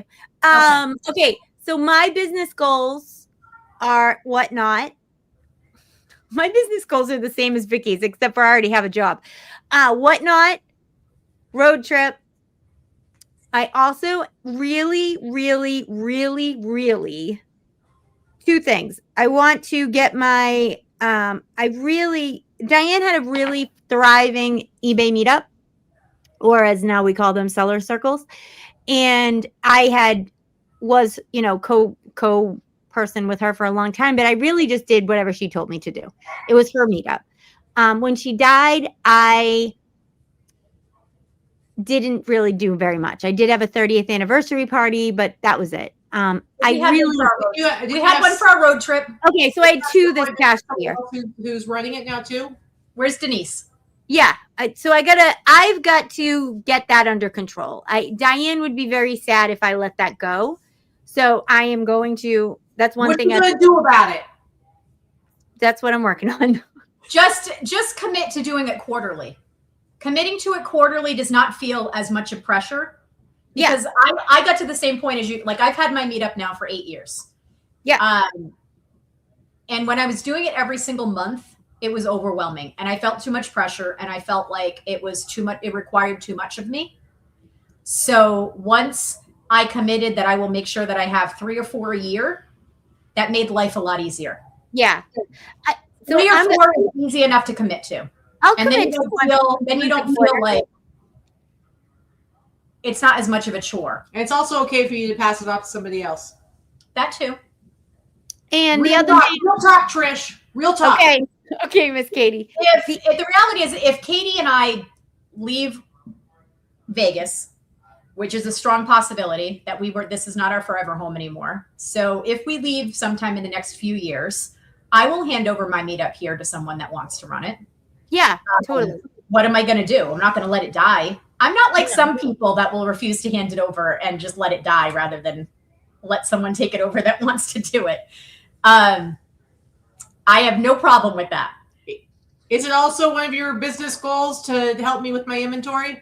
It is. It's now on. It's going to happen sooner rather than later. I'm going to be talking to somebody soon about this. Uh-oh. That's true. When you do them monthly, they get taken for granted. I don't necessarily feel that way, Danny, but it got to be very difficult doing it monthly because when I first started, I was doing a PowerPoint presentation every month. I had content every month, and I got burnt out from that because I didn't have anyone that wanted to help. So that ended up being too much of. I'm like, don't get me wrong. We do this because we want to, right? There's, but it got to be too much. And then once. You're right. People don't make as much of an effort to be there. You're right. Because they're like, I'll just come to the next one. But when you do it quarterly, you do have a much better turnout. I very rarely have fewer than 25 people. So no, I think it's smart. I think it's a smart play, especially now that there is. Oh yeah, Pam just wrote. There's a new seller circle starting up in South Petersburg, Florida. Pam, good job, Pam. Yeah. And then I'm looking consignment chats. Which one of you is that? Is that Samantha or is that? It's probably not Libby because she's never popped in our chat before. Or is that? I was going to say, I think it's Samantha because I know Samantha has a seller circle. I don't know. Every time we say seller circle, all I can think of is sewing circle. Like I just think of old ladies. I think of that Netflix show or whatever, the circle that was like, wasn't it like some sort of cult thing? Yeah. Mm-hmm. Yeah. It was like a network. It was like social network. But it was something culty. I don't know. Yeah. It was culty. Can you pour me some Screwball whiskey? Yes, ma'am. Yes. I have finished mostly finished my one beer. I also have for your drinking pleasure my 3/4 of one beer over 2 hours. I'm such a lush. Let me get started. Wow, I even heard that myself. I just said started. It's your fault, Trish. Did you know that they now have alcoholic Jarritos? Oh, and it actually is quite delightful. I don't know what that is. That's because you're an East Coaster. Yeah, I know. I'm not being funny. They're delicious. So all like the Mexican restaurants and like taco trucks and stuff like that have them. It's just like a flavored soda. Like you can get lime or pineapple. Cheryl's having peanut butter whiskey with us. You want this? Which one? Look at this photo. Look at her face. I want that. Okay, so I just got a photo too. So if you're our drinking, friends, send us a photo. We're gonna put them up. Yeah, our friends, James and Ari, our neighbors, who are not resellers by any stretch of the imagination, but friends that live around the corner. They're watching us, and this is their picture with us on the screen in back of them. That's pretty funny. Brian just got scolded in the chat from I think Samantha. But let me just say this: That's what I thought of too, Brian. So I don't know what that says about me, but that's what I thought also. What? I was just sitting here going like, I don't have a bottle opener, and you can see me on screen doing this. And then I just tried unscrewing it, and it unscrewed! You're way too excited. All right, Anyway, so if you like Mexican soda, they do sell hard versions of it, and it's yummy. I want to see in the chat, I want to see people saying one business goal that they have, one health goal that they have, and one just personal life goal they have. But we didn't talk about personal goals. Hold on a second. You did. You did. I'm saying I want in the chat. One business, one health, and one just personal whatever for the next year. Just one of whatever. But I want to see people making health goals too. Health goal for me is I need to start to be active, or Katie's going to fly to Boston and beat on me. To the gym. We're starting at the gym again next week on Tuesday. If I lived near you guys, I would go to the gym with you. I am not going myself. Okay, go get some weights. Get the ankle weights, get the wrist weights, put them on your body and walk around with them on. This is what Trish needs. And weighted vest. No. This is what Trish needs, and this was what will work for Trish, specifically for Trish. Go ahead. You need to go get a personal trainer at the gym. Go to your gym. I'm telling you, right. Because if somebody else, you want to start with like 2 sessions a week or whatever, and you won't miss an appointment. You will not go. Wouldn't. You're right. You are right. If someone else, if I'm paying somebody, I would go. Weight resistance. You just want them to help you set up a routine. I love that Danny wrote, you need 100-pound tortoise to push around. I mean, I suppose that's one way to do it. And then my personal goal this year is I want to finish my house. It's almost done. Okay. So I just need to. Yeah, my Florida house. Yeah. It's almost done. It's almost done. Close. It's damn cute. Thanks. Yeah. Tommy's going to start dyeing his hair black instead of blonde, like in my 20s. Tommy, you're ridiculous. Ridiculous. Trish, let me ask you this. Are you getting enough calcium in your diet? No. Do you like orange juice? I need a wife. I need a wife, Katie. Do you like orange juice? You need a Katie. I do. It's not necessarily that you need a wife. You need a Katie, because I would not do half of the things without Katie. No, I need a Katie. The weight loss thing without you, and I wouldn't have done the other stuff without Katie. So, frankly, I have the two of you to thank for me being my 125-pound healthy self this year, because I can now, do all the things. Do you like orange juice? Yes. Okay, get yourself some orange juice, the kind that has the extra calcium. You've already told her this. I'm telling her here in front of people. I'm getting her to agree to it. If you like orange juice. Here's the problem. What? In my head, this is going to make me sound so old. In my head, it's like wasted calories. Like, why am I drinking juice? We've already had this conversation. It doesn't make you sound old. It makes you sound like a fat girl, because you were. And because I was, and this is why we didn't drink juice, because juice was wasted calories. It's pure sugar, wasted calories. You didn't drink things like that. You saved your calories for better things, like alcohol. Saved my calories for alcohol. This is for better things. This is no dusty bones. So, mastermind people, I know there's a bunch of you in the chat. Mastermind people, at least 5 days a week, you need to be harassing Trish. And Trish, I need you to promise that you're going to go to this grocery store and get yourself the calcium added orange juice.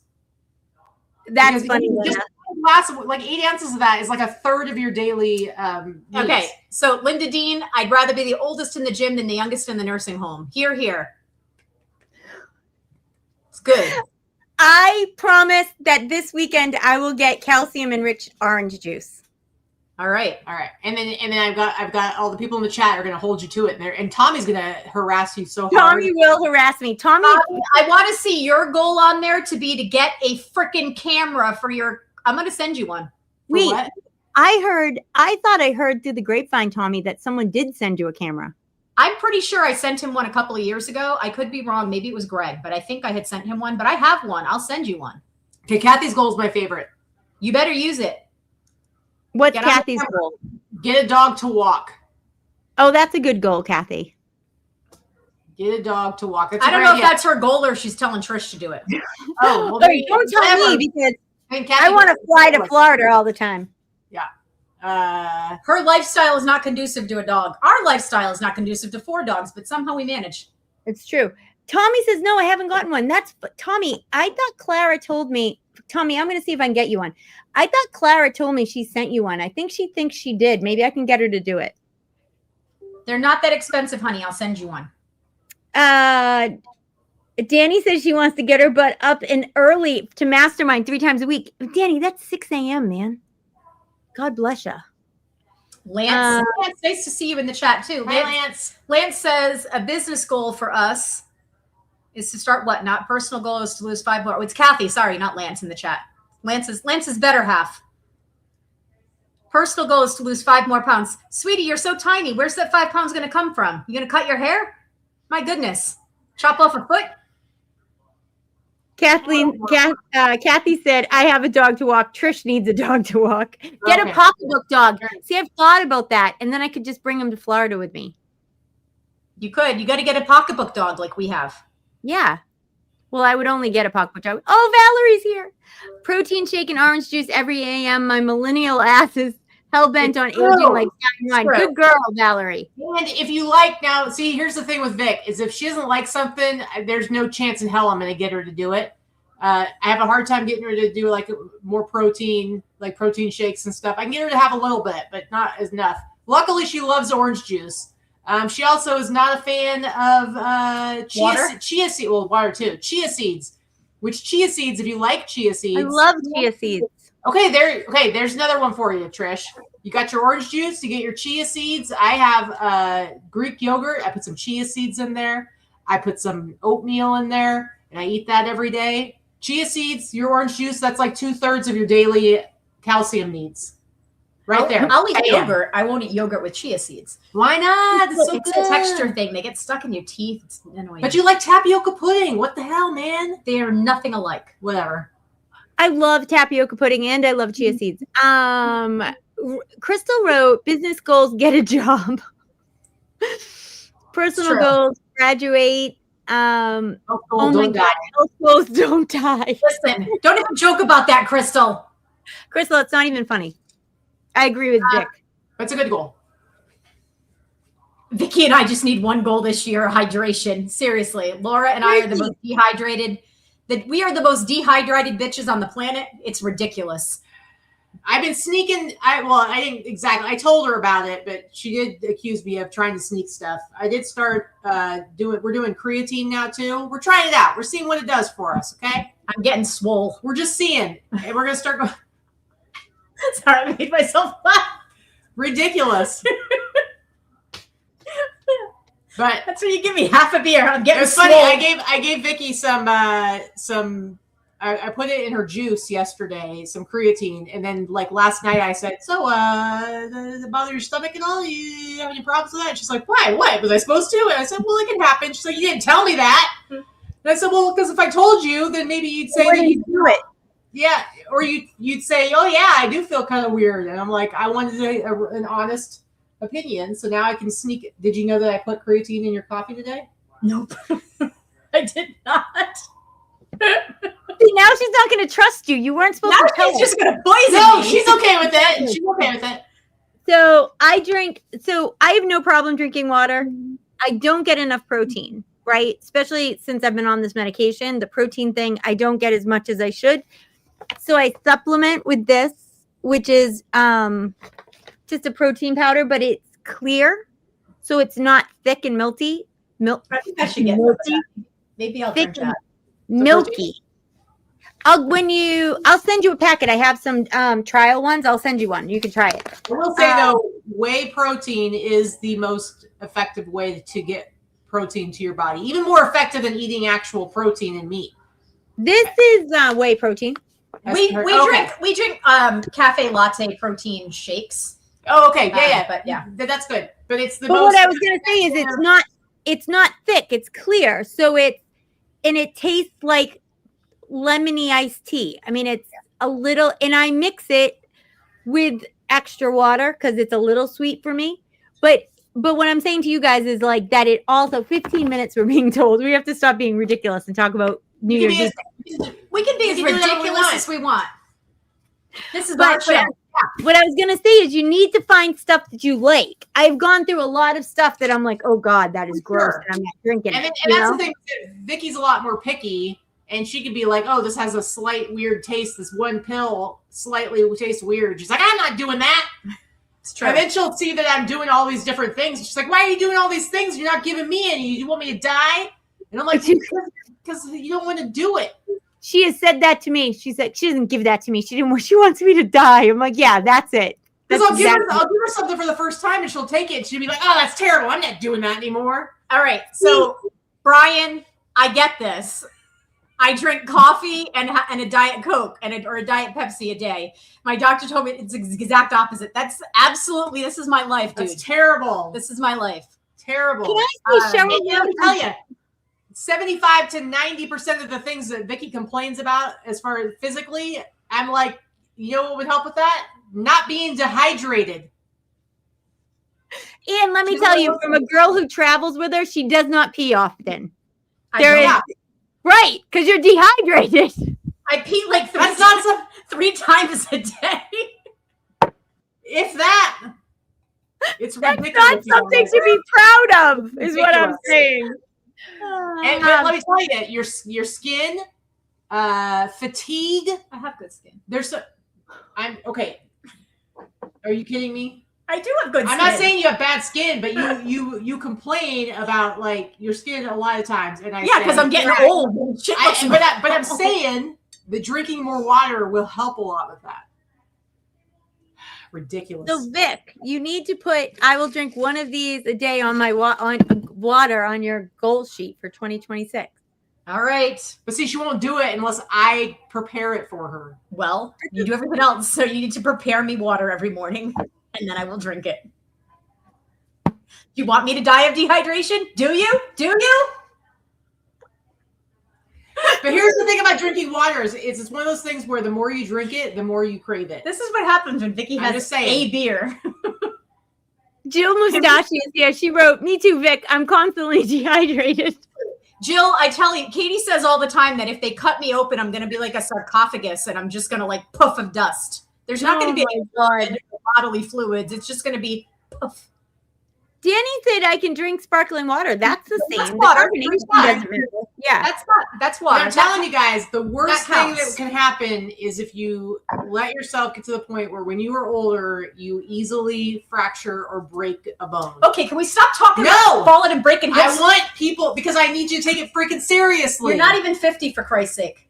But this is the time that it matters, is knowing now what you need to do to prevent that. It matters right now, not later. Jill says jerky on the inside. Seriously, Jill. Seriously. Especially now that I don't have all this visceral fat on me, I guarantee that's exactly it. I'm jerky. I am like shriveled up, dehydrated beef jerky. You know what's funny, though, is I don't know about you guys, but before I took the medication, I didn't go anywhere without an iced coffee, right? I literally walked around with an iced coffee all the time. And now I barely drink coffee. I have like 1 cup, maybe 2 a day, where I used to have like... Well, you switched to iced tea. 12 or 15 cups of coffee a day. Okay, that's ridiculous. I did drink a lot more coffee. I definitely don't drink coffee as much anymore. I don't eat sweets anymore. And this is not because I'm trying to be highly disciplined. It's because I just don't want them anymore. And while I was never a big drinker, I am even less of a drinker now. I was an occasional smoker. I was a social smoker. You're not smoking anymore? Did I smoke the entire week we were in Florida? Not one. She still does at the casino. I will smoke in the casino when I'm gambling. But before she was at home, she would go outside probably at least a few times a week. A few times a week and have a cigarette. Doesn't do that at all anymore. Huh. I occasionally do. If I have friends that are visiting that are smokers, okay, for example, Allison, if Allison comes to visit from Alaska or Danica's here, people that smoke consistently and they're outside smoking, I will go outside and hang out with them and have a cigarette. Yeah. But in general, I'm not a smoker. No, I don't think of you as a smoker. I just think of you as a casino smoker. I quit the nicotine the day before my surgery. Brian's cracking me up. You still don't have any nicotine in your thing now? No. Are you still doing your thing? Yeah. But not as much. She vapes, but no nicotine. Before I was like all day long with nicotine. Have you seen her hit her vape once? Well, I don't do it when we do our show. Sometimes you do if it's very rarely. But without the nicotine in it, I still have it because it makes it much easier, like if you're craving or whatever, to still the same flavor, just zero nicotine in it. But I might only do it like 5 times in one day instead of probably like 100. Brian, no nicotine in it. Brian wrote, I was a big drinker. I'm still a big drinker. And I also was a big drinker. This morning in Mastermind, he explained to us that when you're on a cruise ship, you're only allowed 14 drinks a day when you have the alcohol package. It depends on the cruise ship. Some are 16, but he's right. It's 14 on Royal Caribbean. It's 15 on Carnival. And let me tell you, Jill, so Jill says that now that is impressive about the nicotine thing. Let me tell you, I have slightly high blood pressure, and it turns out I tried to lose weight, and I lost 85 pounds. It had no impact on my blood pressure. And then I found out from my dad that it's actually runs in our family. So thanks a lot, Dad. And then I quit the nicotine, and so now it's been 2 months, no impact on my blood pressure. And I'm like, seriously? Are you kidding me? Because I was thinking like, okay, I'm finally not going to be vaping nicotine anymore. That's going to help with my blood pressure. Nope. And so now my next thing is that I was taking beet supplements. I was doing like beetroot, like powder or whatever, pills. Nothing. Now I am literally drinking beet juice every single morning and have been for a couple of weeks. And guess what? That has actually had an impact. So now I just have to drink beet juice every day. And every time I forget about it and I poop and I think I'm bleeding to death, I have to remember, it's because I have been drinking beet juice. Yeah, Brian, I know that for a couple of reasons. One, I'm a cruiser. I like to cruise. I rarely get the drink package because I'm not a big drinker, but on Carnival, I was a high-level cruiser, and I used to get free cruises and free beverages everywhere on the ship. But also, I was married to an alcoholic previously, and I cruised with him more than once, and that is why I know that answer. Do with that information what you will, Brian, but that's why I know that answer. Here's the thing. I've been on many a cruise, and I'm a drinker. I used to be a drinker. I cannot drink. You used to be a drinker. Don't say you're a drinker anymore. You're not. I'm not. Though I drank all this. You drink maybe 2 drinks, and you're like, She can do better now. We pushed through it. Exactly. She can barely have more than 2 or 3. 3 drinks is her limit. She found out a couple weeks ago. No, it depends though, because sometimes it's normal, and then that time I just caught her by surprise because that time totally killed me. But Trish is already a bit tipsy, and it's not even New Year's Eve, New York time. What do you mean? It is in 7 minutes. It's New Year's. Minutes. And did you see how much peanut butter whiskey I poured myself? We got some right here. Cheers. All right, everybody, make sure you go get a cocktail. Pause the show. Go get a cocktail. Don't drink. Well, don't pause the show because you're going to miss the time if you do. But go get a cocktail. Go get a drink. Go get water, soda, coffee, whatever you want. That's totally fine. It could be like amazing, like Laura. She quit drinking, quit smoking, quit the weed, quit the animal products. She quit everything. Danny's having a drink with us. All right. Danny's having a White Claw. Brian, I'm not showing that picture you sent me. Brian, stop sending dick pics. I was just going to say that, and I didn't say it because I was trying to not be inappropriate. You Quit said it. It's not a dick pic. It's something I don't even understand what it is. Why did he send me that weirdness? Is that Minnie Driver? Who is that, No. Brian?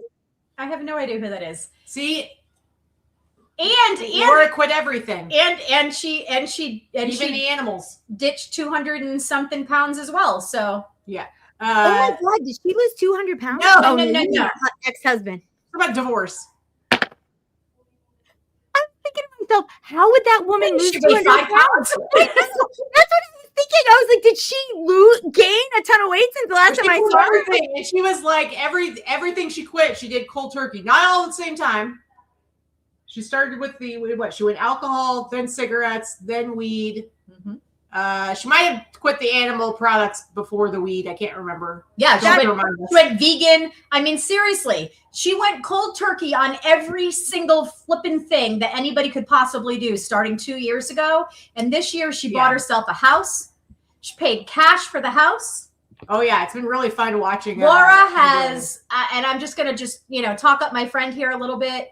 I have watched her take on this massive transformation over the last 2 years. And I am so freaking proud of you. I am so proud of you. Sure. You have worked so hard and you have done so many hard things. And this is going to be your year, girl. I am so proud of you. Yeah. And I don't even know if like the going vegan was really a conscious decision. At first, it was like she was eating stuff and it was just kind of grossing her out. So her like taste changed and some stuff happened. And then she was like, well, I'm just going to quit all of it. So she vegan, not vegetarian? Vegan. Not even cheese, man. I know, that's what I was going to say. Yeah, focus on the wealth is a good idea. That is what I try to focus on. That's why I don't care what I sell. I only care what it can make me.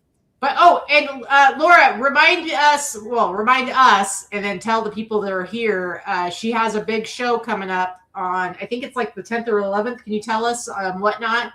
But she's been doing all this work, and she's got a whole whatnot space set up now, and she's got like a big show that she's going to be a part of. I think it's like a series of shows. Yeah, it's a train, and it's a big train, and it's hard to get into it. You have to be asked to be a part of it because the amount of people that are in the shows, it's like in the hundreds, and people will sell like crazy amounts super fast. Yeah, they'll sell like 100 items in 20 minutes or something like that. It's like 15-second sudden death, and they all make, But tell us the date and then go find her on Whatnot. She's My 80 Baby there as well. On 111 at 2:40. She's on for 10 minutes. All items run sudden death for 10 seconds. Yep.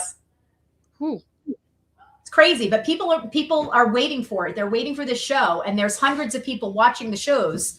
So your stuff sells like that. Yeah, so it should be really fun to watch. So seriously, guys, put it down your calendar. Go. Yeah, they sell 40 to 50 items in that 10 minutes. Isn't that crazy? And just so you know, Laura is a storage locker buyer, and she does estate sales and stuff like that, but really a lot of lockers. Really cool stuff with a heavy focus on vintage tchotchkes, not much clothing, vintage tchotchkes. So she's great eye. Awesome. Great eye. So seriously, go find My 80 Baby on Whatnot and follow that show because you're going to want to see it just for the spectacle. I'm going to watch because I'm interested in seeing how this works. Now, and I've watched a lot of Whatnot shows. I will say that of all of our friends in the chat here and a lot of our friends in the boss group, I have tried to participate in at least the first show almost every person has done.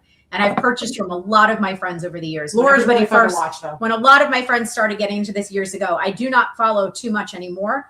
But yeah, I think it's pretty cool. And Laura has a great accent, speaking of accents. We have 2 minutes. From Michigan.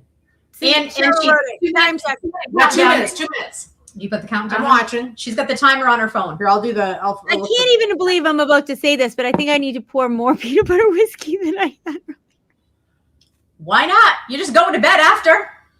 It's true. We're not going to make it till midnight. We're going to get off this show and be like, okay, I'm going to watch half an hour TV and go to bed. You're not going to do that. You're going to have to stay downstairs with the dogs till after midnight, no? I don't know. They're okay with the TV on. The TV's on loud and they're all drugged. So if we go downstairs, we may actually rile them up a little bit more rather than letting them kind of be. We're being very loud and they're not barking or trying to get in on this conversation. Usually if they hear another person, they think you're in the house, so they get mad. I'm just so excited I can come and do inventory and sleep with my dogs. Yeah. Inventory, Jesus Christ. You had to go there. Katie. It's not like you needed to entice her to come hang out. Katie, you have made my whole night. I got to be honest. You have made my whole night. Good. I put my hat back on. Oh, I feel like I'm messing up. I don't have the. Damn it! What are you doing, dude? I'm trying to get to a count now. I was trying to find a. Okay, I got one. I finally have one. Okay. Where are we at it? We only have a. Got to be less than a minute. Oh, no, more than a couple seconds. Under a minute. Okay, I get it. Where's the countdown? Where's the timer? Oh, all right. We're at 42 seconds right now. Am I wrong? I mean, I'm looking live on YouTube. I could be wrong. No, you're right. It's 11:59, so that's got to be 35, 34, 33, 32, 31. Okay, seriously, Okay. you're going to make them listen to you do that? I'm not. Do it at 10. 10, Vic, 10. Okay, we're down to 20 seconds. By the way, this is our 5th year, I believe. I think this is probably behind. Why? Why do you think it's going off? I don't know. Don't listen to Brian. 7, 6, 5, 5, 4, 3, 2, 1. 1. Close up. Hey, peanut butter whiskey. Happy New Year! Happy New Year. Pew, pew, pew, pew. Ugh. If you're watching live, you can see all these people who peed their pants. All these people kissing with urine-filled pants right now. They're all wearing diapers. Do you know who could go there and not pee their pants? Vicky. I could. You're correct. That's true. Correct. You can go. No problem. No problem. No problem. It's Katie very and true. I, diapers. Diapers. I like to be Diapers. hydrated. Happy Nip Year. Brian Marcus wrote. Happy New Year to all of our East Coast friends.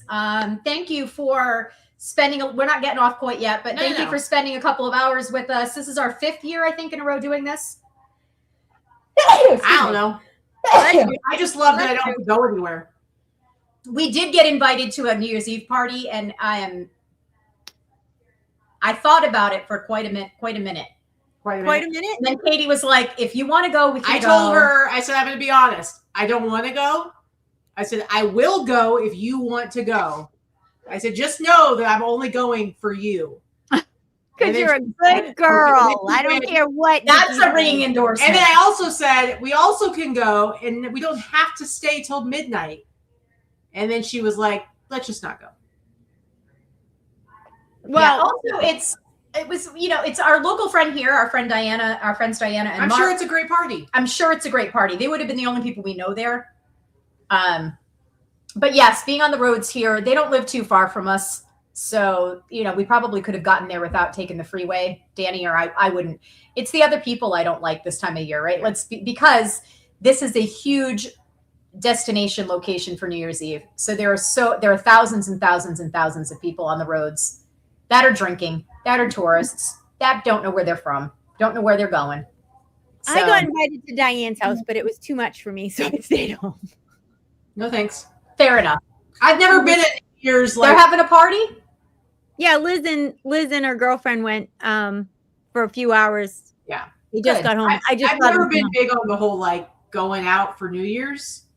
I love staying home because to me, New Year's when I was a kid, obviously we didn't go to parties when I was a little kid, but our New Year's, I'm sure I've said this on our shows before, our New Year's tradition was that my mom taught us was at midnight, you go open the front door and you bang pots and pans together.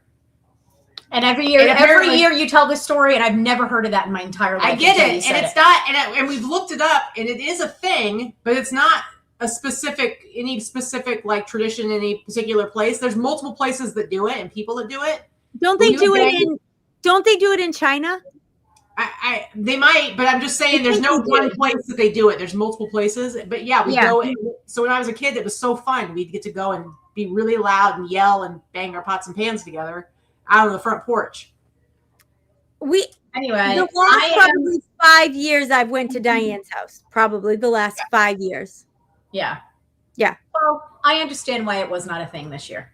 Well, that's okay. But I'm really glad that they still did it. Jill did banged pots and pans when she was a kid. And so did Dee. So, see, Vic, you don't know what it's you're also talking a New York thing. That's all right. All right. But I don't know. Not a Rhode Island thing. No, ask Minnie Pastimes. Ask Miss Paula. Not a Rhode Island thing. Well, she said it's a New York City thing. But I think when I've looked it up before, it's not any one culture. There's there's lots of different little pockets around the world that do that. Yeah. So for whatever reason, that's something my mom was really good at teaching us different little traditions and having us do different fun things for holidays. Cheryl just cracked me up.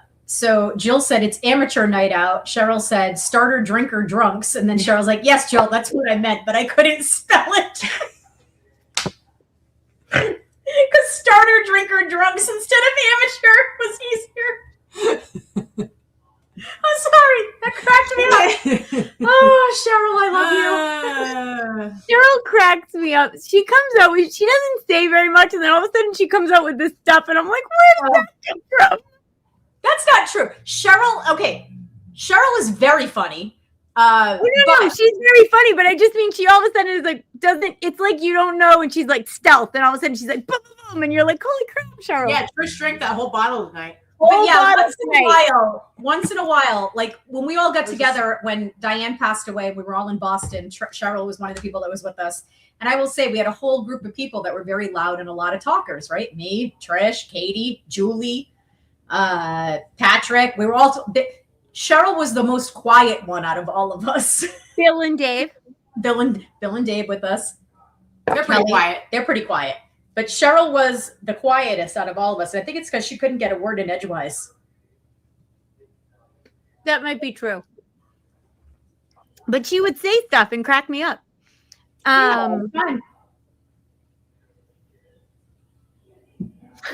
Yeah, Adrian, it's true. I tried that if we didn't live in an open carry state. It's true. There will be lots of gun shooting. I can still hear the fireworks outside. I can hear the fireworks and the pouring rain. Kathy's like, I gotta run. The fireworks have started, and I have to console the dog. Oh, poor doggies. Happy New Year, Kathy. Thanks for joining us. It's true. Yeah. There's going to be a lot of gun shooting happening. Pew, pew, pew, pew. Not here. Which is we live in the Wild West. But if you hear guns here, bad crap is happening. Yeah, there's a problem. There is. Because we are not an open carry state. We're hardly a carry state. There's, it's a little bit more difficult to get a concealed carry in Massachusetts. It's almost impossible unless you're in law enforcement. It is very easy for open carry and concealed carry here. I mean, yeah, not here. Every state is a little different, and this is one of the ones it's very easy here. And here, the police chief of the town decides. Okay, so you got to imagine this. You live in a small town with 5,000 people, and this guy gets to decide. He's the deciding vote. He's the Yep. Yeah, we don't have that here. This is a big county. Southie, there's probably a lot more guns in Southie, Brian. You're probably right about that. That's probably right. And it's not like, it is what it is. This is a pretty apolitical city because it's a tourist city. So it's kind of, a big melting pot. Yeah. People from everywhere. There's not a lot of people that are born and raised in Las Vegas.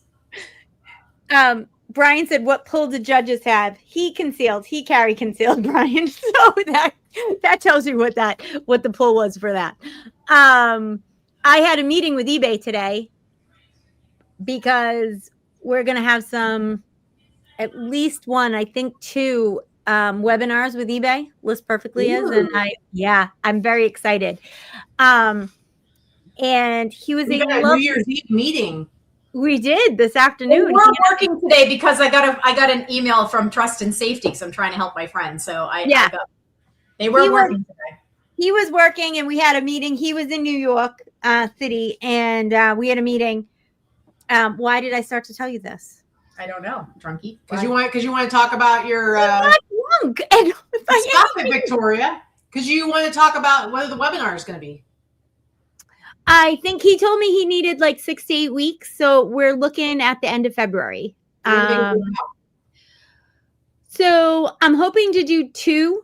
I'm hoping to do one that will be internal for List Perfectly members that you can come. And we're hoping to have somebody from fashion, somebody from collectibles, and then somebody from promoted listings. So we're looking for a couple of account managers and then somebody from promoted listings who will come in and talk about the change, all the things. Ads, yeah. Yeah, from ads, yeah. And then we're looking to have anybody can come, whether you're belong to LP or not. If you're interested in reselling, come and learn about it kind of one also. Yeah. The promoted listing ones, we've had a couple of them come to our meetups.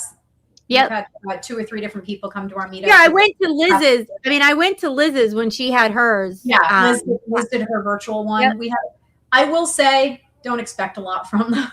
Oh, no, I don't think anyone's going to get anything from them. But I do think there is something about being able to express your, you know, shake your, you know what I mean? There's something at the sky. Get off my lawn. Exactly. They need to hear feedback. As long as you can, you know, give your feedback and your complaints politely and instructively. Hey, and Crystal, here they have in the news when we have our roundups of the wild horses, just so you know. And we do have coyotes too. We have coyotes. Next door app. We also have a lot of rabbits, but they don't do roundups. But they do roundups for the wild horses.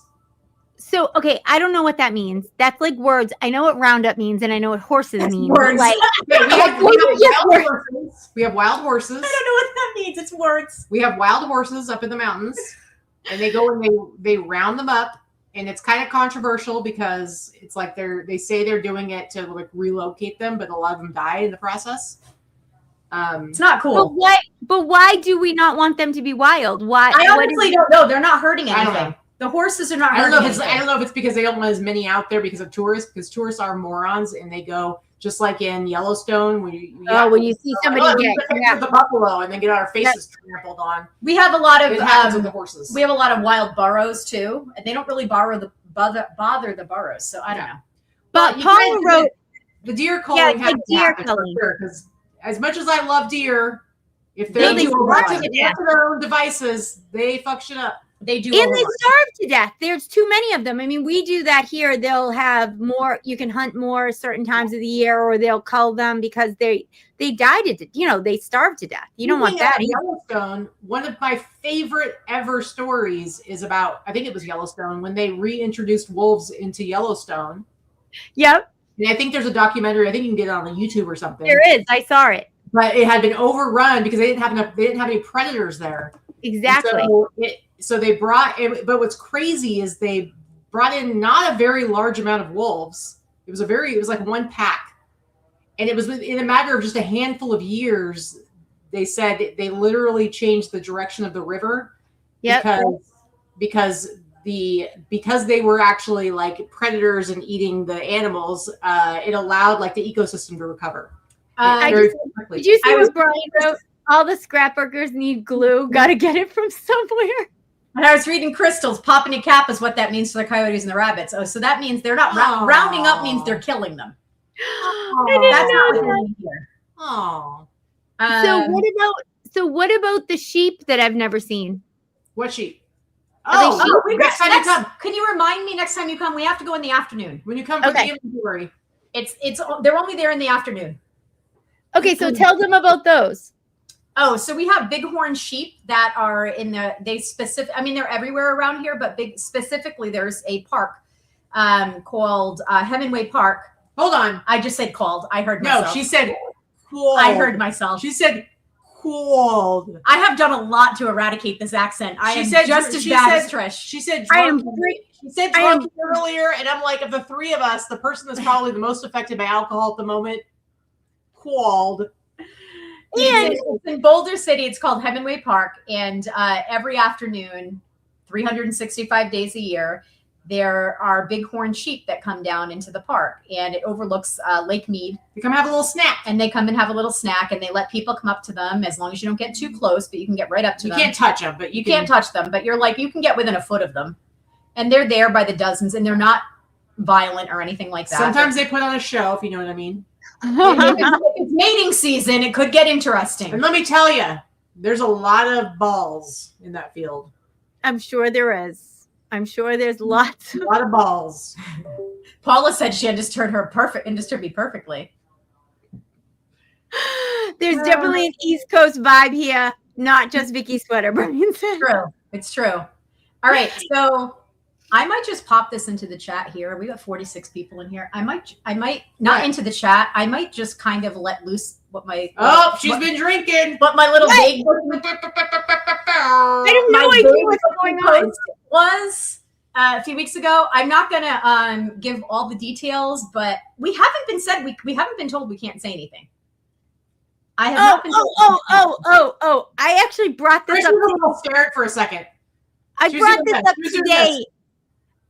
I brought this up today to the eBay guy. Yeah. Yeah.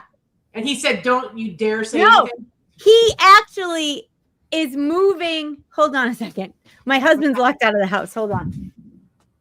All right. So I did a vague book post a couple weeks ago. I had gotten an email earlier this week. Tried to kill him. Hi, Thea. Hi, Thea. He's still outside. The dog, my daughter's girlfriend's dog came over to see him, and Thea tried to kill him. Oh, No, he didn't. He's a little pocketbook dog. really cute. And he's a Pomeranian, right? Yeah. And there are stairs, and like next to the stairs, he just fell off. I was like, oh my God, don't try to kill him. Say hi. Come say hi to the people. Hi, people. Say hi. Hi, Thea. So I was on. Yeah, go ahead. Right. So I've been keeping this in for 2 weeks. Go Liz, ahead. if you're in the chat, I'm not going to say anything. But I have been asked by eBay or invited by eBay to do a trip. Some of you guys know that usually once a year they choose a group of people that are part of the SBAN network, a Small Business Ambassadors Network, Government government relations. relations. They ask a small group of people to go to DC. Crystal went this year, and a few other people go, and they ask usually the small business ambassadors to go to DC.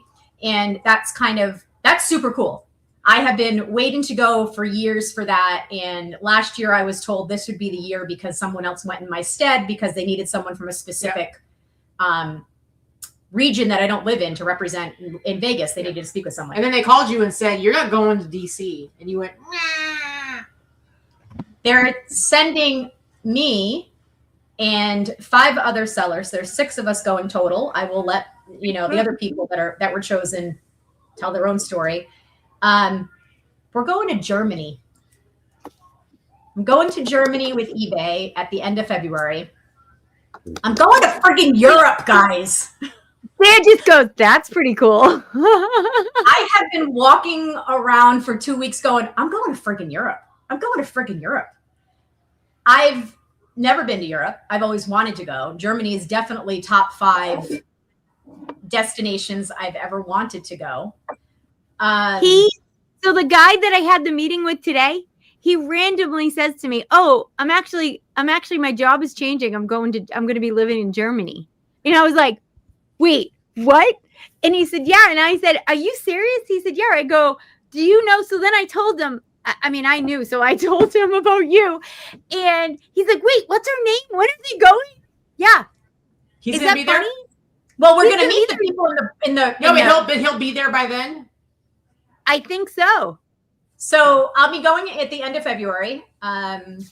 It's a 5-day trip, I believe. And I've never been. Let's face it. I would love to be going in the summer. It's 30 degrees in Germany right now, but I don't care. She doesn't care. I don't care either. Listen, I've been there in the summer. Who cares? Go. It's beautiful. You want? I don't know how much free time we're going to have, but one of the other people that's going is one of a very good friend of mine, and we are going to be extending our trip by a few days. So nobody can possibly guess who you mean because you only said their name earlier. 42 times. So we're going to try to extend the trip by a few days because obviously we're going to be bell to bell busy with eBay. Well, yeah, but she told me the dates. I'm like, that's like 5 days, and 2 of them are travel days. Like, that's ridiculous. You guys need to figure out how to be there longer. So actually, February is it's like 30 degrees. Anyway, so we're going to be in Berlin, and then it's a short train ride to Brussels where there is a division of eBay there, and we'll be meeting with EU sellers and possibly with some representatives of the government. And I believe I should really look this up. The government representatives in Germany are a parliament. Listen, here's the thing. I've been afforded a lot of great things by being with eBay. This is the most exciting by far. Very exciting. I have never been on the radar as one of the top chosen people to do anything like that. There are far more people that are further in eBay's pocket than I could ever imagine to be. I feel like I am the Make-A-Wish person that got asked. Oh my God, Victoria! And I feel so fortunate. They were like, let's get somebody with dusty bones. I got an email, and the email Who doesn't drink her orange juice? Go ahead. They're Sorry. like, would you be interested? I'm like, who the hell is saying no? Like, that's what I want to know. Is anybody responding to you with, nah, never mind. I don't want to go to Europe on eBay's dime. Well, here's the thing. Right? You think Vicky wants to spend her time in Germany going and looking at cars? No, I absolutely do not. So shut your mouth. I absolutely do not. My father worked for a German company, and my father used to go to Germany all the time. I've never been. So yeah, what Valerie just wrote, I've been in Czech and Slovakia during February and March, and the weather wasn't too bad, bearable if you're an East Coaster. I mean, yeah, it's the same weather as the East Coast. That's what exactly. You're not going to feel, absolutely. You'll be fine. That being said, I need to borrow a full-length puffer coat in a size small from somebody. Yeah, Crystal, I have one. People know one. Crystal, you got. Oh, well, I have a medium. I have a medium. Oh, your brown one? No, it's blue. You've never seen it. I've never worn it outside of Massachusetts. Crystal's got a big inventory.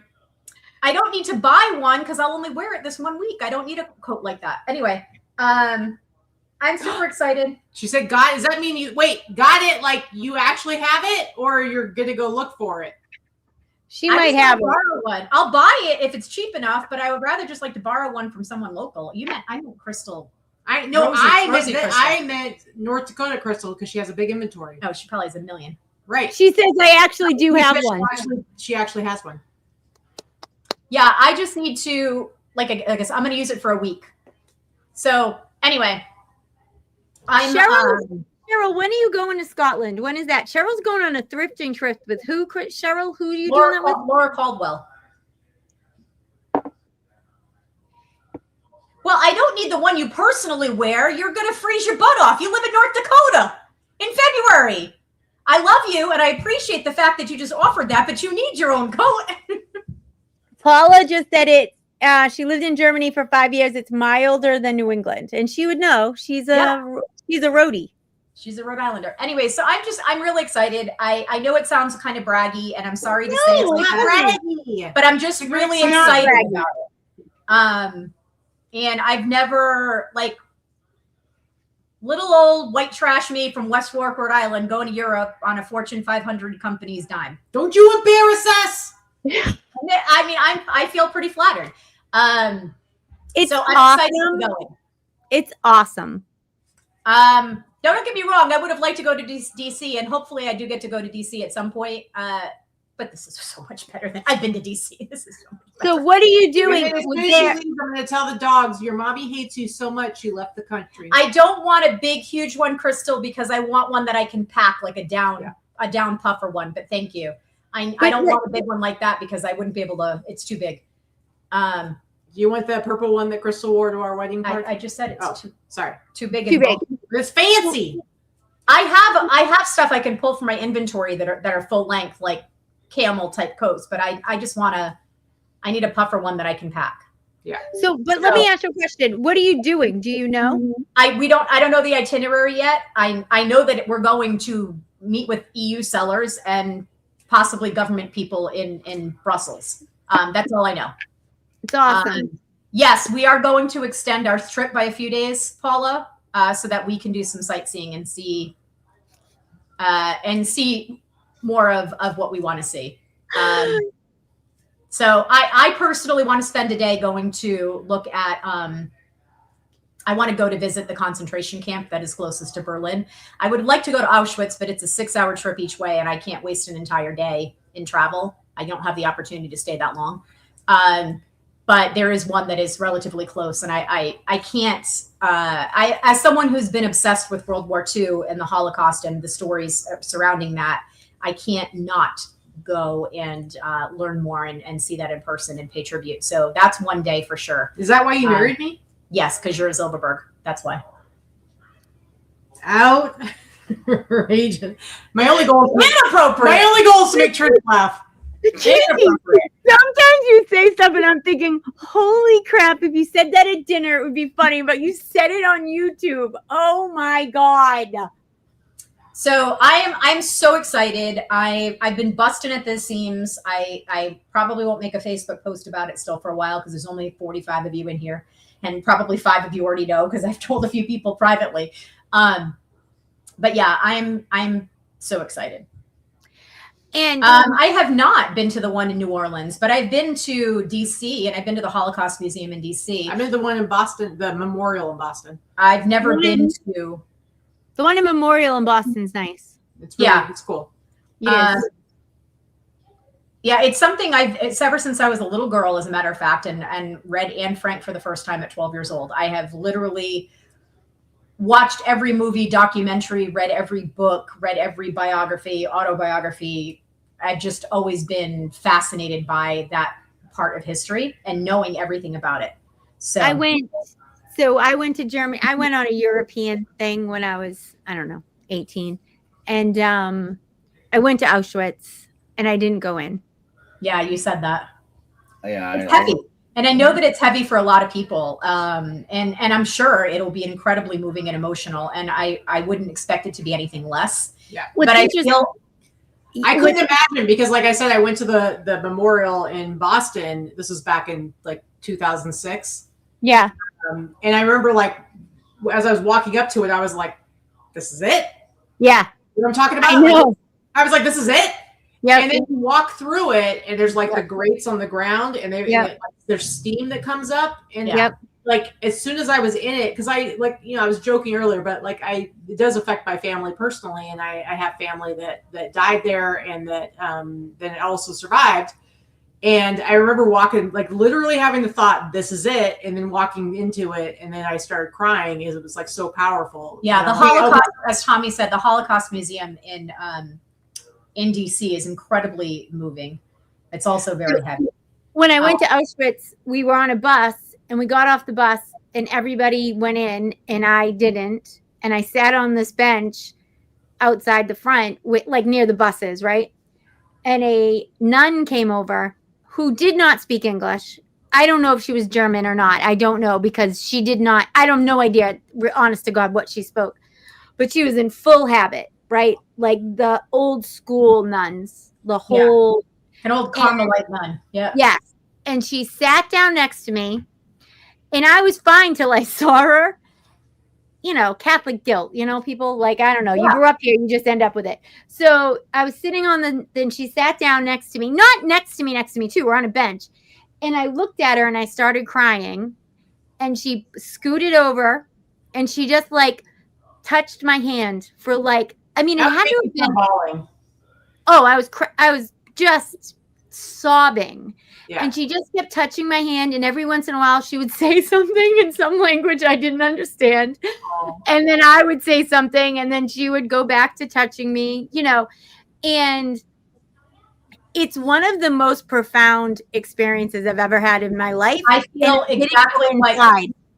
feel exactly what Crystal said right there. I was waiting to say almost those exact words. I feel like it is an obligation. Yeah. Yep. That you have to bear witness to it. And I could never not go. Like I said, I have the family connection and,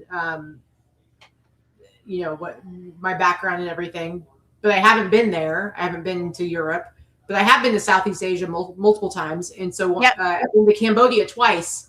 And one of the times I was in Cambodia, I did go and toured. It was actually schools that they had turned into prisons during, was it Pol Pot?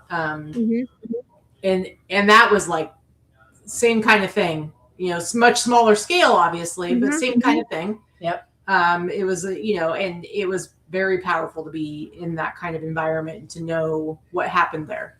So, and here's the thing. I think we live here. And have we had bad things happen here? Yeah, 9/11, right? Like, and if anybody's been to the 9/11, Thayer and I went to 9/11 maybe we went to 9/11. We went to New York City, maybe 3 years after, Yeah. 3 or 4 years afterwards. And he and I both, we both went to where the towers came down. They have the waterfalls that go in, the pits are still there, for lack of a better word. And then they have a memorial. And we were walking up to the museum, and he looks at me, he goes, I don't want to go in there. And I said, I don't either. And we didn't go in. And this is a guy who joined the military like 3 days after 9/11, right? Like, there have been terrible things that have happened here.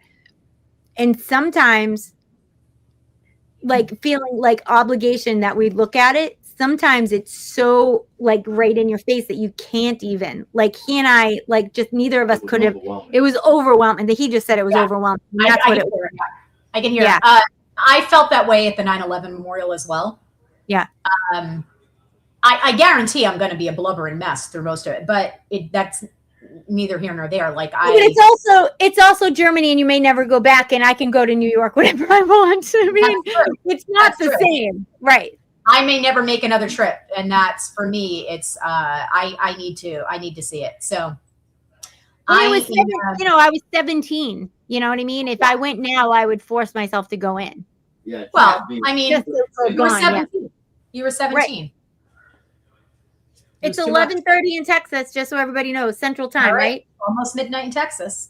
Yeah, I am, like, not to get off the dark topic, but I am super excited and feel very honored that I was asked to do this with such a small group of sellers. I don't know why they chose me, but I'm not second guessing it. I'm happy, and I'm excited to go. And it's an opportunity I never, ever thought I would have from something like this. And I'm grateful. So no, I'll be adding to my bank. Exactly. And when you're in Germany, you got to go to a beer garden. I will. You better. No, they will not have Coors Light. The spouses do not get to go. I'm pretty sure that the amount of money that they are going to be spending to fly us to another country and take care of everything, they're not extending to plus ones. They don't extend the plus ones to go to DC. They're not extending the plus ones to go to Europe. And I would rather stay here and take care of the babies. You would? Yeah. Because you know that Miss Mary would fly there and take care of the babies. No.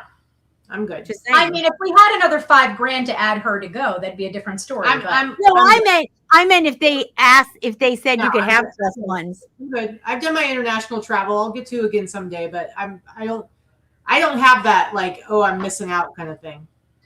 Oh, God. I'm glad that Vicki's getting the opportunity. I would have such FOMO if she was going and I wasn't. Are you kidding me?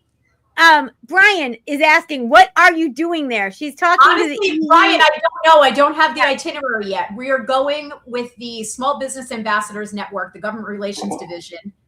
We're all small business ambassadors. We're all captains, which means that we lead the group in our area. I lead the Las Vegas group. And we're going to be meeting with EU sellers and meeting with the German people that work in the German office. I guarantee you it's going to be the same kind of stuff they do when they go to DC, just in another country. Or when you go to headquarters, it's just going to be in Germany and with sellers from there. They want FaceTime to know that we're real people. Yeah, there's going to be lots of meetings. It's going to be meetings the whole time. And I will say this, I'm sure that they will organize something for every night. That's what they do. So there will be dinners organized, group dinners for us every night. And the daytime will be meetings all day. And I don't like the way Brian said doing in all caps. What am I going to be doing? Listen, you shut your mouth, okay? You shut your mouth. You better not be doing anything, Brian. Shut your mouth, Brian. So we have Brian, there goes. Poor Brian. He just asked a freaking question. Oh, no. He's been sassing all night. He has been sassing all night. Brian's a few glasses of wine in, and he's a little sassy. Asked a legitimate question. No. It was the way it was the way he asked it. It was his tone. Through type? Yeah. He typed it? Yeah. Come here. It was that way? Come here. Yeah. So, yeah, we want to. Look at him. How do you type sassy? All right, Grandpa. How do you- Keep your glasses you- down and tip your I know. nose. I was going to say, you look like an old man. I am an old man. You're not. Wait, You're wait, the wait, same age. wait. Are we in third person now? What's going on? That's all he knows. Oh, What's happening? Are we third I have person? no What's idea. that? That's all he Yeah, knew. just He like knows. DC, that people all have accents. I don't speak German, but they all speak English. So, I'm an ignorant American. They all speak English. You are But I'm not. excited. We definitely want to go to one of the markets. I think, sadly, I think the Christmas markets will be all gone. We won't be able to do a Christmas market, but No, but we're once we doing have one in the exact America. dates and the We're doing itinerary. American Christmas markets next year. We are. Once we have the itinerary and the exact dates, then I will start looking into plans. I've been hesitant to do too much deep diving because I'm afraid to get my hopes up too much, and then they decide that never mind, we changed our minds, it's too expensive, we're not going to do it. So I might be They already called preemptively. me and said that they're sending me instead. Yeah, that's true. I might be preemptively telling you, and then they'll cancel. Who knows? So, Well, if they cancel, we'll all boo hiss for you. Danny, it's funny. My best friend Jason knows about this, so he's been texting me in German for the last week. He's texting me all kinds of things. You stole my poncho, you bitch. He's texting me stuff in like. I learned my German from the punk band Wizo. So I learned at an early age, Scheisse kommt und Scheisse geht. Oh, it's Debbie. Happy Which New means what? Roberts. Is that Shit Debbie? comes No. and shit goes. It's Victoria. Sorry, not Debbie. I thought it was Debbie for a second. It's Victoria Smith. Hi, sweetheart. Hi, Victoria Smith. Yeah, my friend Jason has been texting me all kinds of cuss words in German every day so that I have to learn them. I love that Tommy now thinks you have a New England accent. I have to download the Duolingo app and try to learn more. I'm telling you, they're all going to speak English. I mean, it's going to be Exactly. nice. It's going to be nice that you try, but they I they know. learn English in school. I want to learn where's the bathroom. But you're You not know, going to need things like that. You're not going to need that. Do you speak English? I don't know, whatever. Anyway, hi Ray. We missed you guys. Haven't seen you in so Hi, long. Ray. Um Yeah, they all learn English in school. anyway, like I said, my friend Jason keeps texting me all the cuss words and all the bad words in German. Not that he speaks German. He's just looking them up and getting them on the translator app and then sending them to me. Oh, he doesn't speak German? He's just Yeah. doing this to be funny? Yeah. Oh, He wants to call her a see you next Tuesday in German, all that stuff. Yeah, I he's love teaching, that. he's teaching me all the best words. I love that. All right. Well, this was very fun. And Yeah, I we probably appreciate should, you yeah. having me.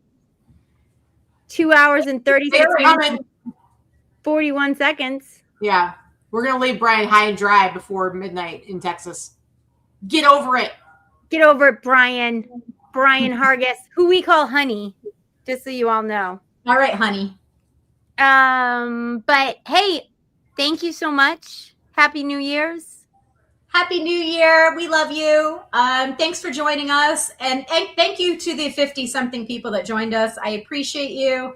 Yeah, very Um, fun. Thanks for joining us. And if it's not New Year's yet, go find somebody to kiss on a street corner. Tommy, go find somebody. You still have an hour and a half. Let's be careful with that. Tommy still has 2.5 I hours. vote Tommy. Kiss anybody you want on the street corner. Do it, dude. Make it happen. And Tommy, quit telling her to walk around Germany asking people if they're single. What the F, man? Come on. What are you doing? I got to stay here and watch the kids while she's going and trolling German men? gonna Listen, go- and I'm gonna go pick up all the Germans. anyone who's here tomorrow morning, it's hostless mastermind. So, don't go if you're, have fun tonight. All right. See you guys. Happy New Year. Happy New Year. Happy New Year.